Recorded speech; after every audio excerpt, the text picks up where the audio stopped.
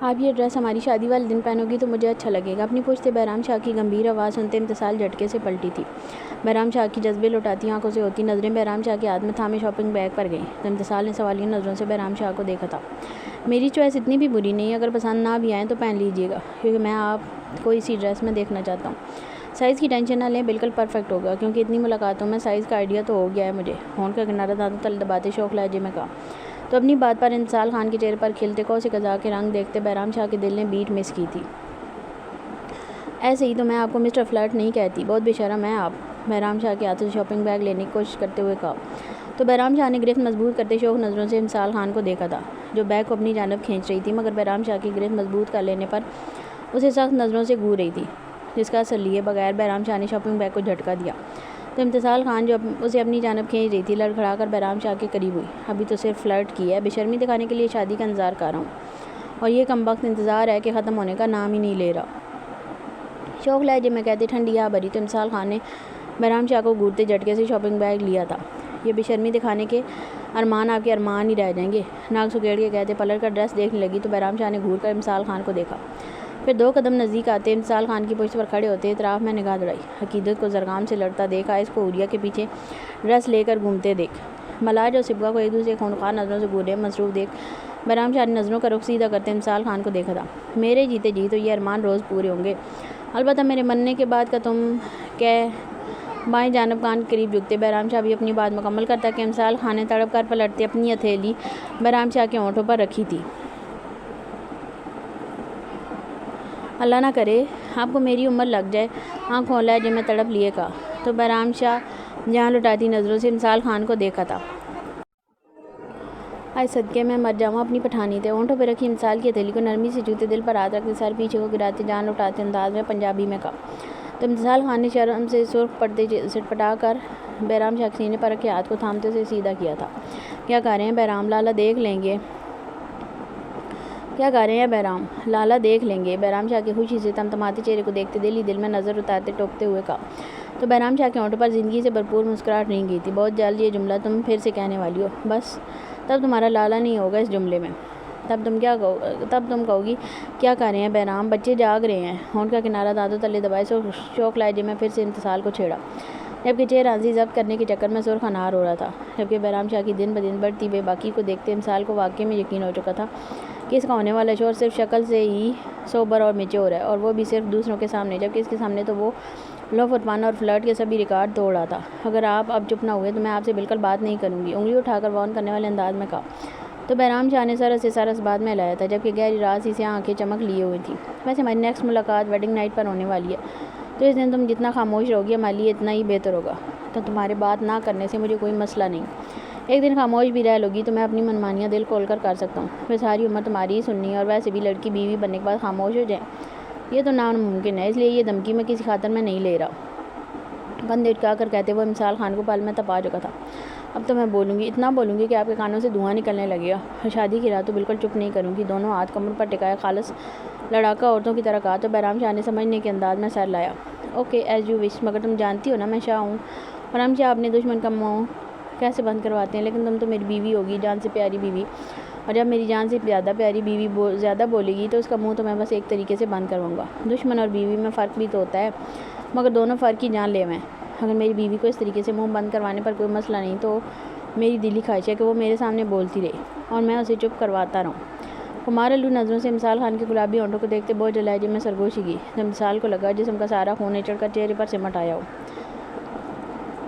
آپ انتہا کے بے بسی و شرم کے ملے جلے تاثرات چہرے پر سجائے مٹھیاں بھیج کر کچھ کہنے کو لب وا کرتی پیر پٹک کر وہاں سے واک آؤٹ کر گئی۔ تو بہرام شاہ نے بالوں میں ہاتھ پھیرتے امتصال خان کے پلٹنے پر اس کے خفا خفا چہرے کو دیکھا تھا، جس پر امتصال نے ناک سکیڑتے جھٹکے سے رخ بدلا تھا۔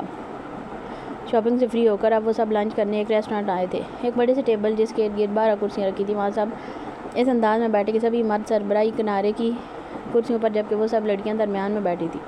دوسری جانب سربراہی کرسی پر بہرام شاہ، جبکہ اس کے بائیں جانب زرغام، عقیدت، پلوش شاہ اور عوریہ کے ساتھ آئس خان بیٹھا تھا، جبکہ دائیں جانب ادائق شاہ کے ساتھ سلوہ سبغہ اور امسال کے ساتھ ارمغان خان، اور بہرام شاہ کے سامنے موجود سربراہی کرسی پر بلاج شاہ بیٹھا تھا۔ اس وقت وہ اپنی انا اور نوک جھونک کو پیچھے چھوڑتے صرف محافظ بنے تھے۔ وہ اپنے گھر کی عورتوں کے ساتھ باہر آئے تھے اور ان کی حفاظت، ان کی عزت، ان سب کو اپنی انا اور جان سے بھی زیادہ عزیز تھی۔ لڑکیوں نے شاید غور بھی نہیں کیا، مگر وہ سب نامحسوس انداز میں ان کے گرد اپنا اثار باندھتے انہیں دوسروں کی نظروں سے محفوظ کر چکے تھے۔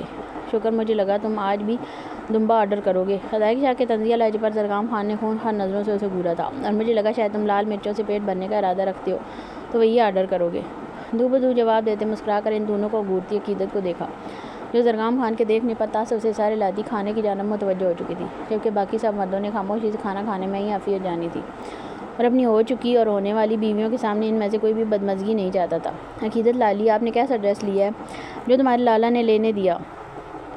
بلوچ شاہ کے پوچھنے پر منہ بسورتے ہوئے کہا تو سب لڑکیوں کے بمشکل اپنی مسکراہٹ کا گلا گھونٹا تھا۔ پھر بھی بتائیں تو صحیح، کلر ہی بتا دیں۔ سلویٰ کے پوچھنے پر عقیدت نے گہری سانس بھری۔ شرارہ لیا ہے، کچھ فراکس ہیں اور کچھ میکسی ٹائپ، اور کلر سب کے ڈارک ہیں، بس ایک دو لائٹ ہیں، باقی گھر جا کر تم لوگ خود دیکھ لینا۔ ابھی وہ شرٹس کہہ کر زرگام خان کی عزت کا کچرا کرتی، اس سے پہلے ہی زرگام خان نے اپنا ہاتھ عقیدت کے تھائی پر رکھتے دباؤ ڈالا، جس پر عقیدت نے ضبط کرتے مسکرا کر بات پلٹی تھی، جبکہ ہاتھ نیچے لے جا کر زرگام خان کے ہاتھ کی پشت پر ناخن مارنا نہ بھولی تھی۔ حوریہ بھابی، آپ نے کیا لیا ہے؟ اور پلوچ شاہ، تم نے؟ امسال کے پوچھنے پر حوریہ نے بری طرح گڑبڑاتے آئز خان کو دیکھا، جو کھانا کھانے میں اس قدر مصروف تھا کہ اسے آس پاس کیا ہو رہا ہے شاید خبر تک نہ تھی، جبکہ امتسال کے سوال پر پلوچ شاہ خان کے چہرے پر لالیاں بکھری تھیں۔ او میں کیوں بتاؤں؟ جب پہنوں گی تب دیکھ لینا، میں ابھی نہیں بتاؤں گی۔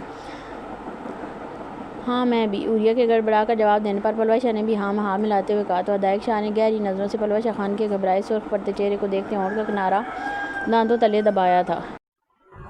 زرگام خان کی غیر ارادی نظر ادائق شاہ پر پڑی اور اسے پلوچ شاہ کو گھورتے دیکھ ٹیبل کے نیچے سے پاؤں ادائق شاہ کی ٹانگ پر مارا تو ادائق شاہ نے جبڑے بھینجتے زرگام خان کو گھورا تھا۔ کل کا میچ کس نے دیکھا تھا؟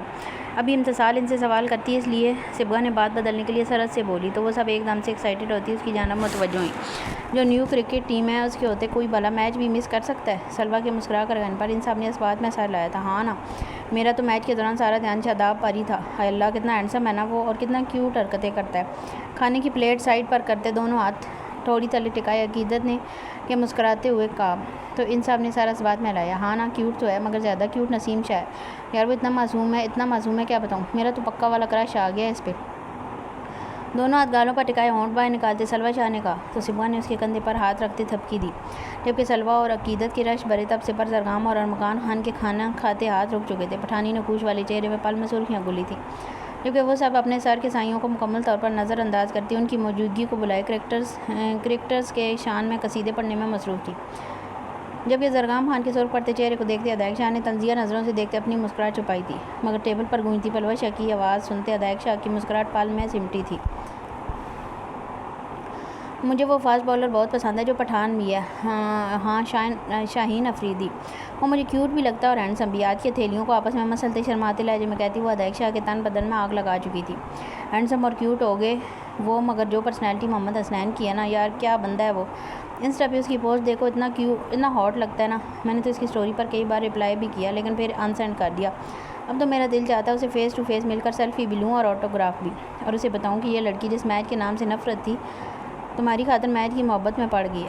صبغہ شاہ کے ماتھے پر کلائی کی پشت رکھ کر دہائی دینے پر ان سب کے کہہ کے گونجے تھے۔ ہاں نا، میں نے بھی یہی کی ہے، لیکن نہ حسنین کو نہیں، حارث رؤف کو، یار اس بندے کی بھی اپنی کلاس ہے، جتنی بار دیکھ لو اتنی بار دل آ جاتا ہے۔ امتسال خان کے شوق لہجے پر بہرام شاہ کے چہرے کی مسکراہٹ پل میں سمٹی تھی، چہرے پر چٹانوں سے سختی لیے سر اٹھایا ہاتھ میں تھامے فورک پر گرفت سخت کرتے سپاٹ نظروں سے امسال خان کو دیکھا تھا، جبکہ حوریہ کے ساتھ بیٹھے آئز خان کو پورا یقین تھا کہ اس کی بیوی کا کوئی کرش نہیں ہو سکتا، وہ اس کے علاوہ کسی کو پسند نہیں کر سکتی۔ لیکن آئز خان کے ارمانوں پر حوریہ کی خوبصورت آواز میں کی گئی تعریف نے ٹھنڈا یک پانی پھینکا تھا۔ مجھے رضوان پسند ہے، آئی لو ہم، وہ بہت کیوٹ انوسینٹ ہے، بالکل میرے جیسا، وہ کتنا نیک بھی ہے نا، نماز بھی پڑھتا ہے اور میچ کے دوران مسلسل دعا کر رہا ہوتا ہے۔ نچلے ہونٹ کو دانت تلے کو چلتے مدھم لہجے میں کہا، تو ان سب نے اس بات میں سر ہلایا۔ کرکٹ تو مجھے بھی اتنی پسند نہیں، مگر اس بار بابر اور اس کی ٹیم پر اس طرح دل آیا کہ کرکٹ سے محبت ہو گئی، جوس کا گلاس لبوں سے لگاتے عقیدت نے کہا، تو ان سب نے مسکراتے ہوئے سر اس بات میں لایا۔ اور پتہ ہے کیا؟ صبغہ آگے کو جھکتی ابھی بات مکمل کرتی کہ ان سب کے صبر کا پیمانہ لبریز ہوا تھا۔ اور جسٹ شٹ اپ، منہ بند کرو تم سب اپنا۔ ہاتھ میں تھامے چمچ کو پلیٹوں میں پٹکتے وہ سب ایک ساتھ دھاڑے، تو وہ سب دہل کر دل پر ہاتھ رکھتی آنکھیں پھاڑے ان سب کے سرخ پڑتے چہرے کو دیکھنے لگی، مگر اپنی باتیں یاد آئیں کہ کیسے وہ ان سر فریشوں اور خانوں کی موجودگی کو نظر انداز کیے غیر مردوں کی شان میں قصیدے پڑھنے میں مصروف تھیں۔ جانتی بھی تھی کس قدر شدت پسند ہیں وہ لوگ۔ ان سب کے چہرے کے خونخوار تاثرات دیکھتے ان سب لڑکیوں نے اپنے خشک پڑتے ہونٹوں کو زبان سے تر کیا تھا۔ غصے کی زیادتی سے پھولی تیز سانسیں، ماتھے اور گردن کی تنی رگیں اور نیلی آنکھوں میں اترے خون کو دیکھا عقیدت نے بری طرح اپنے لب کو جلتے زرگام خان کی جانب دیکھا تھا، جس پر وہ عقیدت کو گھورتا جھٹکے سے اپنی جگہ سے اٹھتا کرسی کو پیچھے دھکیلتا وہاں سے نکلتا چلا گیا۔ ادائق شاہ کو خود کی جانب کھا جانے والی نظروں سے دیکھ پلوش شاہ نے عقیدت کے پیچھے چھپنا چاہتا، جس پر عقیدت نے پلوش شاہ کا ہاتھ تھامتے ادائق شاہ کو گھور کر دیکھا تھا، جو عقیدت کے گھور کر دیکھنے پر جبڑے بھینجتا جھٹکے سے اٹھ کر وہاں سے نکلتا چلا گیا۔ ادائق شاہ کے نکلتے ہی بہرام شاہ نے ایک شکوہ کناں نظر غصے بھری نگاہ انتصال کے جھکے سر پر ڈالتے کار کی چابیاں اٹھاتے باہر کی جانب قدم بڑھائے تھے۔ بلال شاہ کو اپنی جانب خونخوار نظروں سے گھورتے دیکھ سبگا نے سلوہ کا ہاتھ تھامتے جھٹکے سے اٹھ کر بہرام شاہ کے پیچھے دوڑ لگائی تھی، جس پر بلال شاہ نے مٹھیاں بھینجتے اپنے اشتعال پر قابو پایا تھا۔ سلوہ کو جاتے دیکھ کر مکان خان جھٹکے سے اٹھا تو پلوش شاہ اور انتصال بھی اٹھتی ان کے پیچھے ہوئی تھی۔ عقیدت نے گہری سانس بھرتے ایک نظر عائشہ اور عوریہ کو دیکھتے ہمت مجتبیٰ کرتے اٹھ کر قدم باہر کی جانب بڑھائے تھے۔ سر جھکائے بیٹھی عوریہ کو سخت نظروں سے گھورتے عائشہ خان نے اس کا ہاتھ اپنی سخت گرفت میں لیتے جھٹکے سے کرسی سے اٹھاتے قدم باہر کی جانب بڑھائے تھے، جبکہ سبگا کی باتیں سوچتے بلال شاہ نے جھٹکے سے اٹھتے پیچھے پڑی کرسی کو اٹھا کر پوری شدت سے ٹیبل پر مارا تھا۔ پورے خاندان میں میری معصومیت اور کیوٹنس کے چرچے ہیں، اپنے منگیتر کے ہوتے وہ کسی اور کو پسند بھی کیسے کر سکتی ہے؟ اور مکان خان کے چلا کر کہنے پر انتصال اور پلوش نے رونی شکلیں بنا کر ایک دوسرے کو دیکھا تھا۔ بہرام مجھے چھوڑیں گے نہیں اور ادائق مجھے سیدھا گولی ماریں گے، انتصال کے کہنے پر پلوش نے نم لہجے میں کہا، تو انتصال نے بری طرح لب کو چلتے اپنے موبائل سے بہرام شاہ کو میسج ٹائپ کرنا شروع کیا، جبکہ ارمغان خان کے غصے میں چلانے پر ان دونوں نے سلوہ شاہ کی معصوم جان کے لیے دعا کی تھی۔ لالا پلیز آہستہ گاڑی چلائیں۔ بہرام شاہ کی جہاز کی سپیڈ سے گاڑی چلاتے دیکھ پیچھے بیٹھی سلوہ اور سبگا نے چیخ کر کہا، تو بہرام شاہ نے سخت نظروں سے انہیں گھورا تھا، وہاں یہ کینچی کی طرح چلتی زبان بھی آہستہ چلانی تھی نا؟ اگر تم لوگوں کو کرکٹرز پسند تھے تو پلوش اور انتصال کے سامنے ان کے گن گانے کی کیا ضرورت تھی؟ بہرام شاہ کے جلے بھنے لہجے پر ان دونوں نے بمشکل اپنی ہنسی ضبط کی تھی، مگر بلاج اور ارمغان خان کے غصے کو سوچتے بے ساختہ جرجری لیتے وہ سر سیٹ کی پشت سے ٹکا گئی تھی۔ کیا ہم ڈاکٹر نیک نہیں ہوتے؟ ہم تو جانیں بچاتے ہیں، نمازیں قرآن تو میں بھی پڑھتا ہوں، مگر وہ اس سب کے باوجود مگر ان سب کو ہماری خوبیاں نظر نہیں آتی۔ شور کی بجائے کسی اور کی تعریف کر رہی تھی۔ ہاؤ ڈیئر شی! دبے دبے لہجے میں چلا کر کہتے اپنا موبائل سامنے ڈیش بورڈ پر پھینکا تو سلوہ نے دہل کر اپنا کبھی غصہ نہ کرنے والے بھائی کو دیکھا۔ اگر ادائق شاہ کا یہ حال تھا تو ارمغان خان کا غصہ کس حد تک ہوگا؟ ارمغان خان کا سرخ پڑتا چہرہ آنکھوں کے پردے پر لہرایا تو سلوہ نے بری طرح لب کچلے تھے۔ زرگام خان کو اندھا دھند گاڑی چلاتے دیکھ عقیدت نے چور نظروں سے اسے دیکھا تھا۔ زرگام خان کے ماتھے اور گردن کی تنی رگیں دیکھ خوش پڑتے حلق کو تر کرتے بری طرح ہتھیلیاں مسلی تھیں، آنکھیں میچتے اپنے دائیں کپکپاتے ہاتھ کو زرگام خان کی جانب بڑھاتے زرگام خان کے تھائی پر رکھا، مگر زرگام خان کو کوئی رد عمل ظاہر نہ کرتے دیکھ عقیدت نے گہری سانس بھری تھی۔ زرگام خشک پڑتے ہونٹوں کو تر کرتے مدھم لہجے میں پکارا، مگر زرگام خان کی جانب سے ہنوز خاموشی اور سرد تاثرات دیکھ اپنا ہاتھ ہٹانا چاہا تو زرگام خان نے اپنی تھائی پر رکھے عقیدت کے ہاتھ کو اپنی سخت گرفت میں لیا تھا۔ چپ! ایک لفظ نہیں عقیدت، ورنہ میں سارے لحاظ بلائے طاق رکھ کر یہاں اور اسی وقت تمہارے ہوش ٹھکانے لگا دوں گا۔ اس وقت جو میرے اندر آگ لگی ہوئی نا، میں نہیں چاہتا اس کی لپیٹ میں تمہارا نازک وجود آئے، تو بہتر ہے تم خاموش ہی رہو، سر نظروں سے دیکھتے اسپاٹ لہجے میں کہا تو عقیدت نے گھبرا کر سر سے سارا اس بات میں ہلایا تھا۔ عقیدت کے ہاتھوں کو اپنی سخت گرفت میں تھامے تھائی سے ہٹا کر سینے پر دل کے مقام پر رکھتے رب کیا تو عقیدت کو اپنے وجود میں سر لہریں سرایت کرتی محسوس ہوئی تھی۔ عقیدت کے ہاتھ کو تھامے ٹھنڈی یک پڑتی ہتھیلی کو اپنے ماتھے اور گردن پر پھیرتے وہ عقیدت کی جان لبوں پر لے آیا تھا۔ زرگام خان کے مضبوط ہاتھ کی گرفت میں عقیدت کا ہاتھ بری طرح لرزا تھا، جسے مکمل طور پر زرگام خان نظر انداز کرتا اپنے ماتھے اور گردن کی تنی رگوں پر پھیرنے میں مصروف تھا۔ جب زرگام خان کے اس عمل پر عقیدت کو اپنا دل کانوں میں دھڑکتا محسوس ہو رہا تھا، تبھی عقیدت کے ہاتھ کو چھوڑتے اپنا بایاں بازو عقیدت کی کمر کے گرد لپیٹے زرگام خان اس جھٹکے سے اپنے تھائی پر بٹھاتا خود میں بھیج چکا تھا۔ زرگام خان کی سخت گرفت اور چہرے کے اسپاٹ تاثرات دیکھتے عقیدت نے مزاحمت نہ کرتے اپنے دونوں ہاتھ زرگام خان کی گردن کے گرد حائل کرتے چہرہ زرگام خان کی گردن میں چھپا لیا تھا۔ آئس میرا مطلب وہ نہیں تھا، وہ تو بس ایز اے کرش۔ آئس خان کو ریش ڈرائیونگ کرتے دیکھ مدھم لہجے میں کہا تو آئس خان نے کھا جانے والی نظروں سے عوریہ کو گھورا تھا۔ شادی گئی باڑ میں، آج رات تم مجھے میری بیوی کے روپ میں چاہیے ہو عوریہ۔ آئس خان آج تمہیں میں ایک نیک شوہر بن کے دکھاؤں گا۔ نیک لوگ بہت پسند ہے نا؟ تو نیک تو انسان حقوق و فرائض کی ادائیگی کر کے ہی بنتا ہے، تو آج ان حقوق و فرائض کی ادائیگی کے لیے تیار ہے نا؟ اگر آج تمہاری یہ چون چران کرنے کے لیے کھلی تو ہمیشہ کے لیے بند کر دوں گا، دبے دبے لہجے میں گھرا کر کہتے وہ عوریہ کی جان ہوا کر چکا تھا۔ آئس خان کی باتوں کے پس منظر کو سمجھتے عوریہ کا دل بری طرح دھڑکا تھا۔ پرسنالٹی، کلاس، مائی فٹ! ہمت بھی کیسے ہوئی سبگا شاہ تمہاری کہ اپنے شوہر کے سامنے، مطلب بلاج شاہ کے سامنے تم کسی غیر مرد کی شان میں قصیدے پڑھو؟ اسٹیئرنگ پر مکے برساتے گھرا کر کہتے جبڑے بھیجے ویٹ واٹ! میرے سامنے کیا میری پیٹھ پیچھے بھی؟ تمہیں اس بات کی اجازت نہیں کہ تم میرے علاوہ کسی اور کو سوچو بھی، دیکھنا تو بہت دور کی بات ہے۔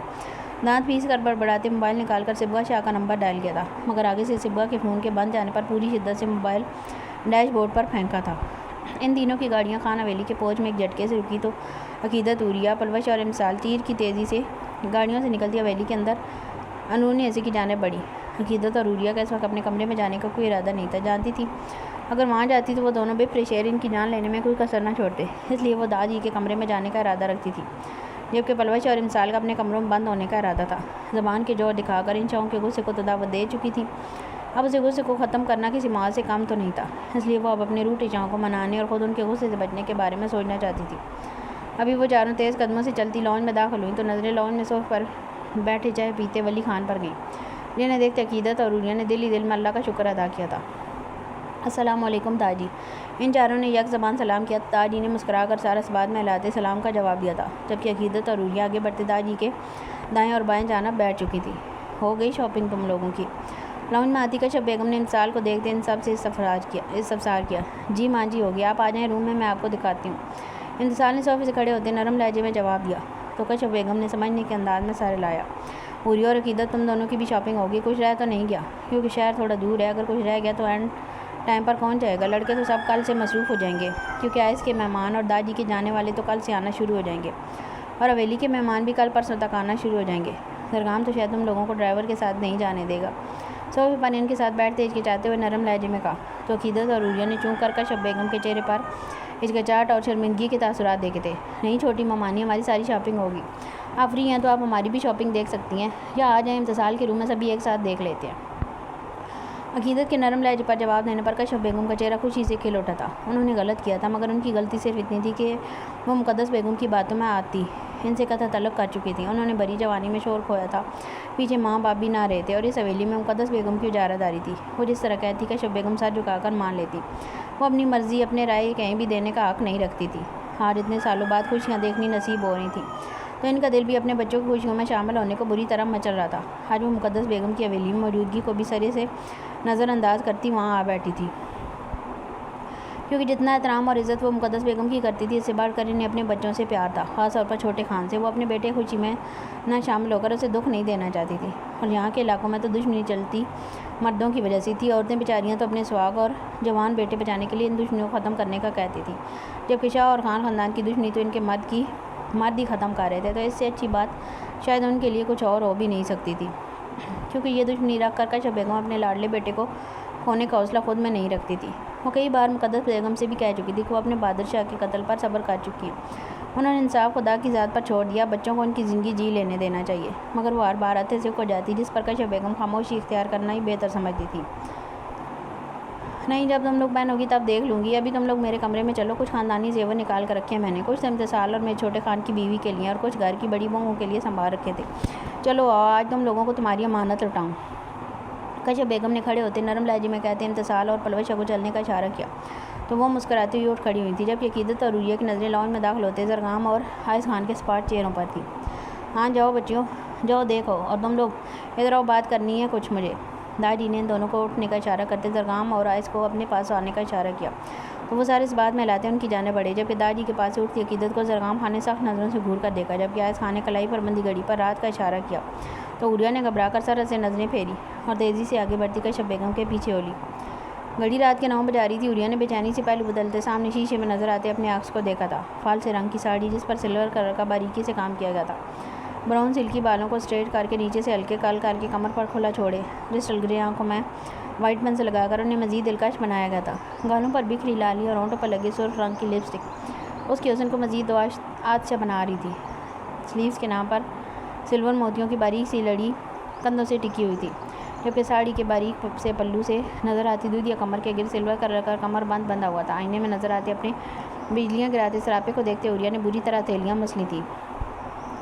وہ شاید زندگی میں کبھی بھی آئس کے کہنے پر یہ ساڑی نہ پہنتی، مگر آج جو وہ کر چکی تھی اسے پتہ تھا آئس خان کے ہاتھوں اس کی شامت پکی ہے۔ یہ تیاری تو آئس خان کے غصے کو کسی نہ کسی طرح کام کرنے کی کوشش میں کی گئی تھی۔ اب دروازے کے باہر جوتوں کی چاپ سنتے عوریہ کا دل 420 کی سپیڈ پر دھڑکا تھا۔ خوش پڑتے ہونٹوں کو تر کرتی ایک نظر دروازے کے ہینڈل کو دیکھا جسے باہر کی جانب سے گھمایا گیا تھا، جسے دیکھتے عوریہ شاہ نے بھاگنے کے انداز میں واش روم کی جانب دوڑ لگائی تھی، جس جانب کمرے کا دروازہ کھول کر آئس خان اندر داخل ہوا تھا، اور یہاں عوریہ بیگم واش روم کا دروازہ بند کرتی اسے ٹیک لگاتے آنکھیں موند کر گہری سانس بھرتی وہیں بیٹھتی چلی گئی تھی۔ وہ کوئی دبو سی اتنی شرمیلی لڑکی نہیں تھی۔ کبھی یہ وقت بیتا کہ وہ آئز خان کی آنکھ کو ماں کے ڈال کر نفرت کا اظہار بھی کر جاتی تھی، مگر اب جیسی دنیا بدل گئی تھی۔ اس شخص کی معنی کے جذبے لوٹاتی آنکھوں کے سامنے نظریں اٹھانا محال تھا۔ وہ تو حوریہ شاہ کی سادگی میں بھی اسے اس قدر معنی خیز اور گہری نظروں سے دیکھتا تھا کہ حوریہ کو آئز خان کی نظریں اپنے وجود کے آر پار ہوتی محسوس ہوتی تھی۔ مگر آج جو تیاری کیے بیٹھی تھی، حوریہ کو یقین تھا آئز خان کا دیکھنا ہی اس کی جان لے لے گا۔ آئز خان نے کمرے میں داخل ہوتے سخت نظروں سے حوریہ شاہ کو ڈھونڈا تھا، جو شام سے اس سے بچنے کی خاطر کشف بیگم کمرے سے نہیں نکلی تھی۔ عشاء کی اذان ہوئی تو داجی کے ساتھ وہ تینوں نماز پڑھنے کے لیے چلے گئے۔ پھر وہاں پر سرگام خان کے جانے والے مل گئے تو انہیں مجبوراً رکنا پڑا۔ وہ شام سے اپنا غصہ ضبط کیے ہوئے تھا، جو کسی اور پر نہیں، حوریہ شاہ کی نازک جان پر ہی اترنا تھا۔ وہ اسے مٹھیاں بھیجتے کمرے کے اطراف میں نظر دوڑائی تو نظریں بیڈ کی پائیں تک قریب بکھری کانچ کی چوڑیوں سے ہوتی بیڈ کے آگے زمین پر پڑی سلور کلر کی ہیل پر گئی، جسے دیکھتے آئز خان نے گردن ترچھی کر کے واش روم کے بند دروازے کو دیکھا تھا۔ چہرے پر سپاٹ تاثرات سجائے مضبوط قدم لیتا وہ ڈریسنگ ٹیبل کی جانب بڑھا، جہاں میک اپ کا سامان بے ترتیبی سے بکھرا پڑا تھا۔ اسٹریٹنر، کرلر، جیولری باکس کا پھیلاوا اور اوپر نیچے بکھرا ہوا تھا، جسے لب بھینچ کر نظر انداز کرتے آئز خان نے ڈرار کھولا، واش روم کی ڈپلیکیٹ چابی نکالی تھی۔ واش روم کی جانب بڑھتے آئز خان کے قدم ڈریسنگ ٹیبل کے قریب پڑے ڈیکوریشن پیس پر گئی، جس میں گلاب کے پھولوں کو خوبصورتی سے رکھا گیا تھا۔ غیر ارادی طور پر ہاتھ بڑھاتے ہوئے ان پھولوں کو نکال چکا تھا، آگے بڑھ کر چابی لگاتے ہوئے جھٹکے سے دروازہ کھول چکا تھا۔ حوریہ جو دروازے سے ہٹ کر سنک کے سامنے کھڑی بری طرح لب چباتی واش روم کے بند دروازے کی جانب دیکھ رہی تھی کہ تبھی جھٹکے سے دروازہ کھولنے اور چہرہ سامنے چہرے پر چٹانوں سے سختی سے جائے کھڑے آئز خان کو دیکھتے ہوئے چل کر 2 قدم پیچھے ہوئی تھی۔ حوریہ شاہ کو خونخوار نظروں سے دیکھتے آئز خان نے اندر قدم رکھتے اپنے پیچھے دروازہ بند کیا تھا۔ حوریہ کی جانب قدم بڑھاتے وہ ہاتھ میں تھامے گلاب کے پھولوں کو باتھ ٹب میں پھینک چکا تھا۔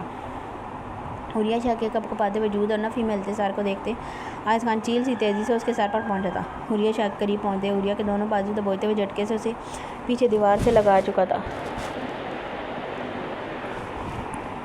سو یو لو ہم۔ حوریہ شاہ کے جان لیوا حسن اور تیاری کو سرے سے نظر انداز کرتا وہ اس کی دونوں کلائیاں اپنی آنی گرفت میں لیتے سر کے اوپر من کرتے گرا کر کہتا حوریہ کو لرزنے پر مجبور کر گیا۔ نہیں، آئی ڈونٹ۔ بری طرح کپ کپاتے سر سے سر نفی میں لاتے جواب دیا تو آئز خان نے جبڑے بھیجتے حوریہ کی کلائیوں پر گرفت سخت کی تو حوریہ نے تڑپ کر خود کو چھڑوانا چاہا۔ وہ تو کیوٹ، انوسینٹ اور نیک تھا نا، جس کی وجہ سے تمہیں اس سے پیار تھا، انوسینٹ بھی تمہارے جیسا۔ چہرہ حوریہ شاہ کے چہرے قریب تر کرتے زخمی شیر سی داڑھ لیے گرا کر کہا تو حوریہ شاہ کی کرسٹل گرے آنکھیں پل میں لبالب پانیوں سے بھری تھیں۔ کپکپاتے ہونٹوں کو سختی سے دانتوں تلے دباتے رحم بھری نظروں سے خود پر آتش فشاں بنے کھڑے آئز خان کو دیکھا تھا۔ آئز خان کی چاکلیٹ براؤن آنکھوں خون سی سرخی لیے دیکھ حوریہ کو اپنی ریڑھ کی ہڈی میں سنسناہٹ ہوتی محسوس ہوئی تھی۔ آئس آئی ٹولڈ یو نا کہ وہ جسٹ کرش۔ ہڈیوں سے روتے آنسو سے تر چہرے کو آئز خان کی جانب اٹھائے جواب دینا تو آئز خان نے ایک ہاتھ میں کلائیاں جکڑتے دوسرے ہاتھ سے حوریہ کا چہرہ دبوچا تھا۔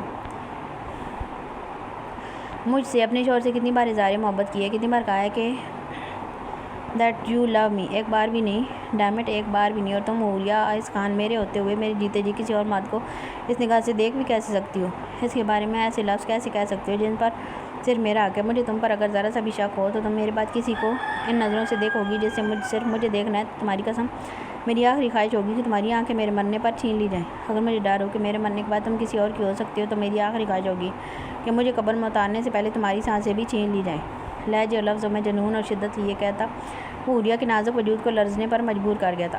حوریہ شاہ نے سہمی نظروں سے آئز خان کو غصے کی وجہ سے تیز سانسیں بھرتے دیکھا۔ نیلے کرتے کے کالر سے جھانکتی گردن کی پھولی رگیں دیکھ حوریہ نے نظریں جھکائی تھیں۔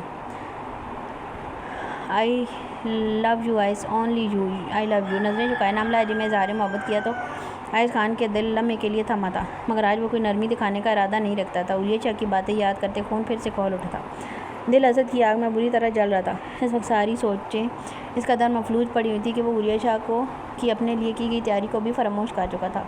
آئز میرے ہاتھ چھوڑیں، درد ہو رہا ہے، آئز خان کے کوئی جواب نہ دینے پر نم لہجے میں کہا تو آئز خان نے چونک کر حوریہ کو دیکھتے ایک نظر اٹھا کر دیوار پر سر کے اوپر پن کیے حوریہ کے بازو کو دیکھا تھا۔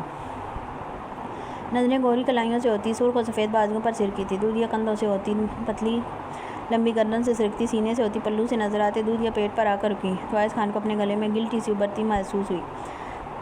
نہ بیبی گرل، یہ درد تو آج ساری رات برداشت کرنا ہے۔ دائیں ہاتھ کو حوریہ کے پلو کے نیچے سے لے جاتے کمر بند پر انگلیاں پھیرتے اسپاٹ لہجے میں کہا تو حوریہ نے تڑپ کر آئز خان کے سائے سے نکلنا چاہا تھا۔ آئز، میں نے کہا نا مم، مجھے آپ سے پیار ہے، آپ بھی تو کرتے ہیں، پلیز مجھے جانے دیں۔ आयस खान के हाथ का जान लेवा लम्स अपने पेट से सरकते कमर पर रेंगते महसूस करके उरिया ने कपाते लहजे में कहा। तो आयस खान ने स्पाट नज़रों से उरिया शाह की आंखों में देखा था, जिसे देखते उरिया शाह का मजामत करता वजूद थमा था। ये ज़ाहिर करके मुझे पे एहसान नहीं किया उरिया शाह, मेरी बीवी हो तुम, मुझसे मोहब्बत करना और सिर्फ मुझसे मोहब्बत करना फ़र्ज़ है तुम पर, और इसका इज़हार तुम खुद करो या ना करो, आयस खान करवाना जानता है। और आज तुमने अगर इज़हारकारी दिया तो इसका जवाब मैं लफ्ज़ों से नहीं अमलन दूंगा। चॉकलेट ब्राउन आँखें उरिया शाह की क्रिस्टल ग्रे आँखों में गाड़ते टटरा देने वाले लहजे में कहता। उरिया की कमर में बाजू लपेटते बाएं जाना पलटते उरिया को शावर के नीचे खड़ा करते शावर आन कर चुका था। खुद पर पड़ते या ठंडे पानी से जुर्जुरी लेते उरिया ने तड़प कर आयस खान को देखा था, जो उरिया को वापस से पानी के नीचे करते एकदम पीछे होता झटके से अपना कुर्ता उतार कर दूर उछाल चुका था। सीने पर मौजूद ब्लैक बनियान को उतारते एक कदम के फासले को समेटा था। आयस पानी बंद कर दे, ठंड लग रही है। आयस खान को गटा की तरह खुद पर चाहते दोनों हाथ दीवार पर टिकाते देख सार उठाकर कहो। तो आयस खान के नाभि होंठों पर मुस्कुराहट रेंग गई। इस ठंड से बचने के लिए पानी बंद नहीं होगा, बस तुम्हें मेरे करीब आना होगा, मेरी बनाओ में, मेरी सुलगती कुर्बत में। दाएं हाथ की पोस्ट उरिया के बाएं बाजू पर फेरते वो इसे समझने का मौका दिए बगैर एक झटके से पल्लू उठाता नीचे गिरा चुका था, जिसे महसूस करते उरिया शाह ने तड़प कर आयस खान को देखा था। मगर आयस खान की मैनीखेज नज़रें अपने वजूद पर गढ़ते देख वो शर्म से चूर पड़ती चेहरा हाथों में छुपा चुकी थी। तभी आयस खान लौ देती नज़रों से उरिया शाह के थर थर कांपते वजूद को देखता घुटनों के बल झुका था। कुमार अलगू नज़रों से अरिया के हाथों में छुपे चेहरे को देखते वो दोनों हाथों से उरिया कमर थामते अपने सुलगती लब उरिया के कमर बंद पर रख चुका था, जिसे महसूस करते उरिया शाह ने तड़प कर आंखें खोली थी। जिसे महसूस करते आयस खान ने सर उठाकर उरिया शाह के खून छलकाते चेहरे को देखते बाएं हाथ से कमर बंद खींचकर उतारते ज़मीन बोस किया था। उरिया शाह की सुर्ख पड़ती नज़रों में देख के वो अपने लब नाप पर रख चुका था। आयस खान के होंठों के जानलेवा लम्स और पहलू पर बढ़ते दांतों के दबाव को महसूस करते उरिया ने बेसाख्ता झुकते अपने हाथ आयस खान के कंधे पर रखे थे, जिन्हें हटाते आयस खान ने अपना चेहरा उरिया के पहलू में छुपाया था। उरिया के वजूद में लर्जिश महसूस करते झटके से उठते उरिया को अपनी बाहों में भरा था, जिस पर उरिया ने शर्म से चूर होते चेहरा आयस खान के नम सीने में छुपाया था। एक आसी शावर बंद करते कदम बाहर कमरे की जानिब बढ़ाए थे। उरिया को बेड पर लिटाते हुए इसके ऊपर झुकते अपने होठों से चेहरे पर पानी की बूंदों को चुनने लगा था। आयस पर ब्लैंकेट आयस खान के होठों के सुलगते लाम्स और दाढ़ी की चुभन को अपने चेहरे पर महसूस करते दोनों हाथ आयस खान के नाम सीने पर रखते थोड़ी टूटे फूटे लफ्ज़ों में कहा। तो आयस खान ने दोनों हाथ तकिए पर उरिया के तरफ रखते हुए पीछे होकर गहरी नज़रों से उरिया शाह के सुर्ख पड़ते चेहरे को देखा था। इसकी ज़रूरत नहीं पड़ेगी, तुम्हें डांपने के लिए मैं हूँ, और आयस खान ही तुम्हारे लिए काफ़ी होना चाहिए। उरिया की थोड़ी दो उंगलियों से थामते चेहरा ऊपर करते संजीदा लहजे में कहा। तो उरिया शाह ने पलकों की बाढ़ उठाते आयस खान को देखा था। दोबारा से कहो उरिया आयस खान के तुम्हें आयस खान से मोहब्बत है, सिर्फ और सिर्फ आयस खान से। अंगूठे के पूर को उरिया के निचले सुर्ख होंठ पर फेरते दोस्त भरे लहजे में कहा। तो उरिया ने डबडबाई आंखों से आयस खान को देखा था। मैं कह तो चुकी हूँ, क्या वो काफ़ी नहीं? पलकों की बार गिराते मध्यम लहजे में जवाब दिया। तो आयस खान ने सर नफ़ी में लाते जो कर उरिया की ठोड़ी को अपने दांतों में दबाया, जिस पर उरिया के होंठों से निकलती सिसकी का गला अपने होंठों से घूमते वो पीछे हुआ था। तुम सारी ज़िंदगी अल्लाह अभी मुझे ये बताओ कि तुम मुझसे मोहब्बत करती हो, मेरे लिए तब भी वो नाकाफ़ी होगा। और अब मैं कोई फजूल बात ना सुनूं, कहो कि तुम्हें मुझसे प्यार है। कंधों से बारीक स्टेप को झटके से नीचे करते अपने होंठ उरिया की शहर रख पर रखते सख्त लहजे में कहा। तो आयस खान के वजूद तले दबा उरिया का नाजुक वजूद बुरी तरह तड़पा था। आयस प्लीज़ अपनी गर्दन और कंधों पर जा बजा आयस खान की शिद्दत वाले लम्स को महसूस करते होंठ का किनारा दांतों तले दबाते एहतजाज किया। तो आयस खान ने खूनखार नज़रों से उरिया शाह को घूरा था। उरिया की रहम तलब नज़रों में देखते जोकर वो अपने दांतों में उरिया के निचले होंठ को दबाता उसे लर्जने पर मजबूर कर गया था। उरिया को सख्ती से आँखें मीचते देख आयस खान पूरी शिद्दत से लिपस्टिक से सजे सुर्ख होंठों पर झुका था। पूरी शिद्दत से उरिया शाह की सांसों में अपनी सांसें उलझाते हुए इसकी जान लबों पर ले आया था। अपने होंठों पर लम्हा बलम्हा बढ़ती गिरफ्त और दांतों के दबाव को महसूस करते उरिया ने मज़ामत की थी, जिस पर आयस खान के लम्स में शिद्दत दर आई थी। उरिया के पहलू में हाथ लपेटते हुए इसे सख्ती से खुद में बेच चुका था, जबकि उरिया को आयस खान की उंगलियां अपने पेट पर धंसती महसूस हो रही थी। अब भी नहीं कहोगी, उरिया की बुरी तरह मुंतशिर होती सांसों को महसूस करते पीछे होकर लब कान की लौ पर रखते सर लहजे में कहा। तो उरिया ने सिर सकते हुए दोनों बाजू आयस खान की गर्दन में डालते चेहरा आयस खान के सीने में छुपाया था। आई हेट यू, समझे आप? I really hate you. आयस खान की कमर पर नाजुक हाथों से मुक्के बरसाते नाम लहजे में कहा। तो रूम की मानी खेज खामोशी में आयस खान का दिलकश कहकर गूंजा था। तुम्हें ये नहीं कहना चाहिए था माई इनोसेंट गर्ल, अब भुगतो इंजाम। पीछे होते सर लहजे में कहता वो उरिया की उंगलियों में अपनी उंगलियां उलझाता सर के ऊपर पिन करते चेहरा उरिया शाह की गर्दन में छुपा चुका था। गर्दन से सीने और सीने से पहलू का फासला आयस खान ने लम्हा لمحے میں طے کیا تھا، اور پھر وہ حوریہ شاہ کے وجود کی گہرائیوں میں اترتا چلا گیا۔ کمرے کی معنی خیز خاموشی میں آئس خان کی شدتوں کے باعث حوریہ کی بکھری تیز سانسوں کا شور برپا تھا۔ آئس خان کی شدتوں کو سہتے حوریہ شاہ کا نازک وجود احتجاج کرتا تو اس کے نتیجے میں آئس خان کی شدتوں میں شامل ہوتی سختی کو محسوس کر کے دم توڑ جاتا۔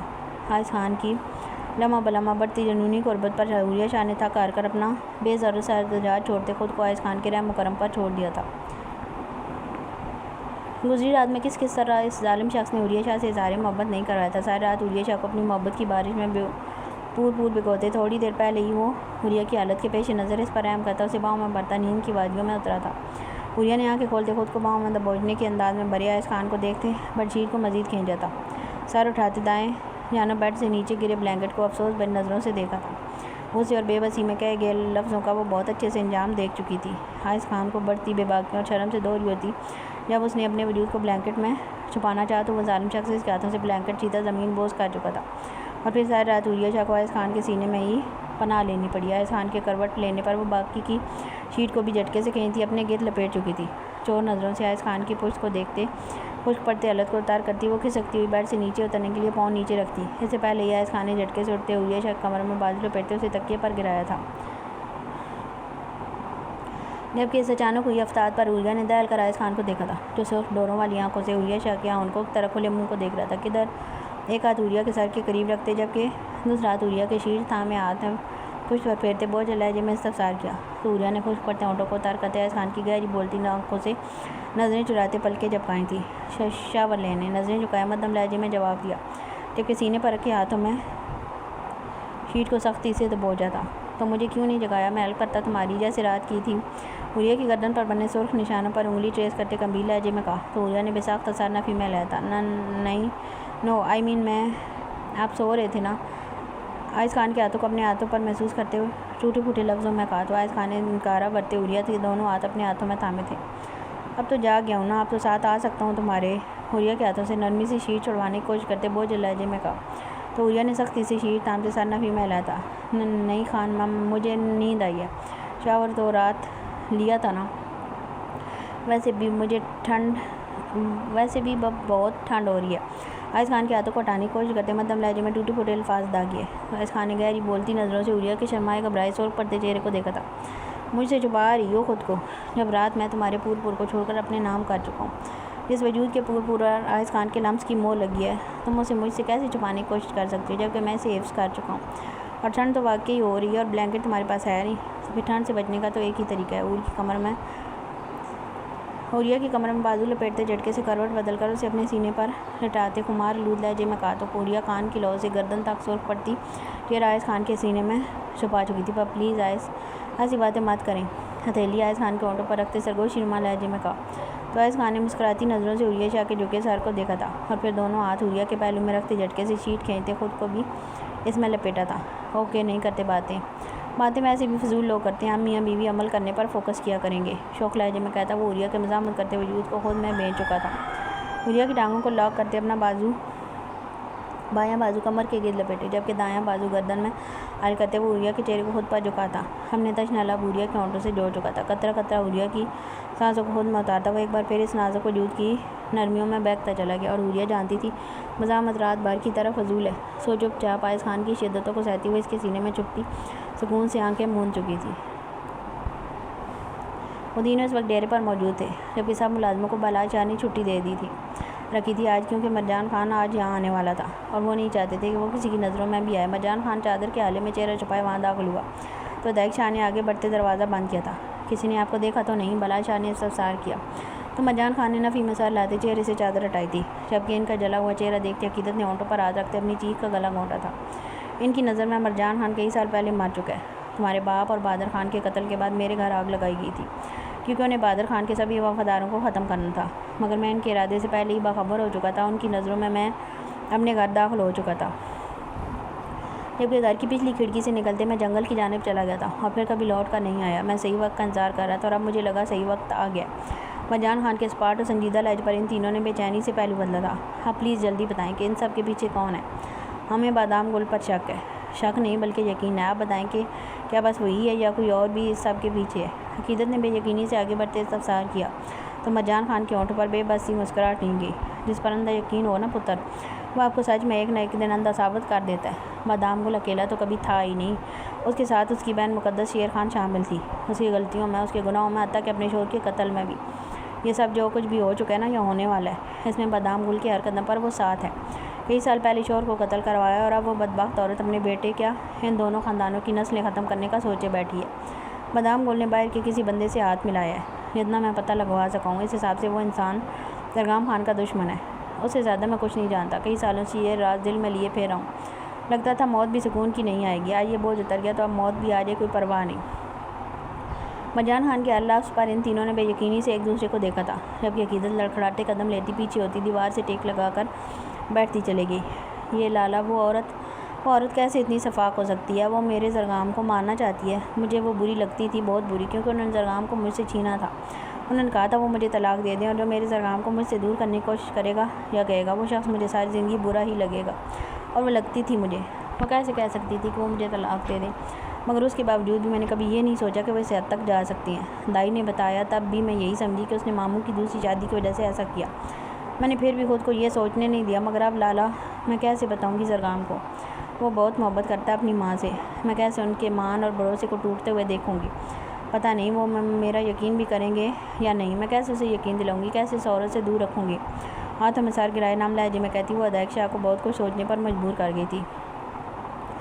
عقیدت ادھر دیکھو، تمہارا لالا ہے نا زرگام تمہیں کبھی کوئی غلط نہیں سمجھے گا۔ ہم جانتے ہیں وہ اس کی ماں ہے اور وہ بہت محبت کرتا ہے، لیکن ہم ایسے ہی منہ اٹھا کر اس کے سامنے جا کر اس کی ماں کو گنہگار تو نہیں کہنے والے۔ سب سے پہلے ہمیں شادی کے لیے ان کی گئی سازشوں کو ناکام کرنا ہے، پھر ثبوتوں کے ساتھ زرگام خان کے سامنے جانا ہے اور مقدس بیگم کو اس حد تک مجبور کر دینا ہے کہ وہ اپنے جرم کا اعتراف اپنے منہ سے کریں، وہ بھی سب کے سامنے۔ اور یقین رکھو ہم زرگام خان کو ٹوٹنے نہیں دیں گے۔ ہمارے ہوتے بھلا ایسے ہو سکتا ہے، بھولو مت کہ وہ صرف میرا سالہ نہیں، بھائی بھی، اور کسی زمانے میں جگری یار بھی تھا اور اب بھی ہے۔ وہ عورت صرف ہماری گنہگار ہوتی، شاید ہم زرگام خان کی خاطر صبر کر لیتے، اس بات کو دلوں میں دفن کر کے انصاف خدا کی ذات پر چھوڑ دیتے۔ مگر وہ سب سے بڑی دشمنی اپنے بیٹے کی ہے، اور زرگام خان کو اس عورت کی شر سے بچانے کے لیے اس کی حقیقت سامنے لانا ضروری ہے۔ نرم لہجے میں کہتے سالہ والی بات، شوخ لہجے میں کہتے عقیدت کی ناک دبائی، تو عقیدت نے آنسو صاف کرتے گھور کر ادائق شاہ کو دیکھا تھا۔ ہاں ٹھیک کہہ رہا ہے ادائق، اور ابھی یہاں سے چلو۔ سب سے پہلے مرجان چاچا کو کسی محفوظ جگہ پہنچانا ہے تاکہ کوئی ان تک پہنچ نہ سکے، اور باقی کی پلاننگ ہم بعد میں کرتے ہیں۔ ویسے بھی کچھ دن بعد مہندی ہے تو ہمیں اس سے پہلے یہ سب کرنا ہوگا۔ بہرام شاہ کے کہنے پر ان تینوں نے سر اس بات میں ہلایا تو ادائق شاہ نے عقیدت کو اٹھاتے قدم دروازے کی جانب بڑھائے۔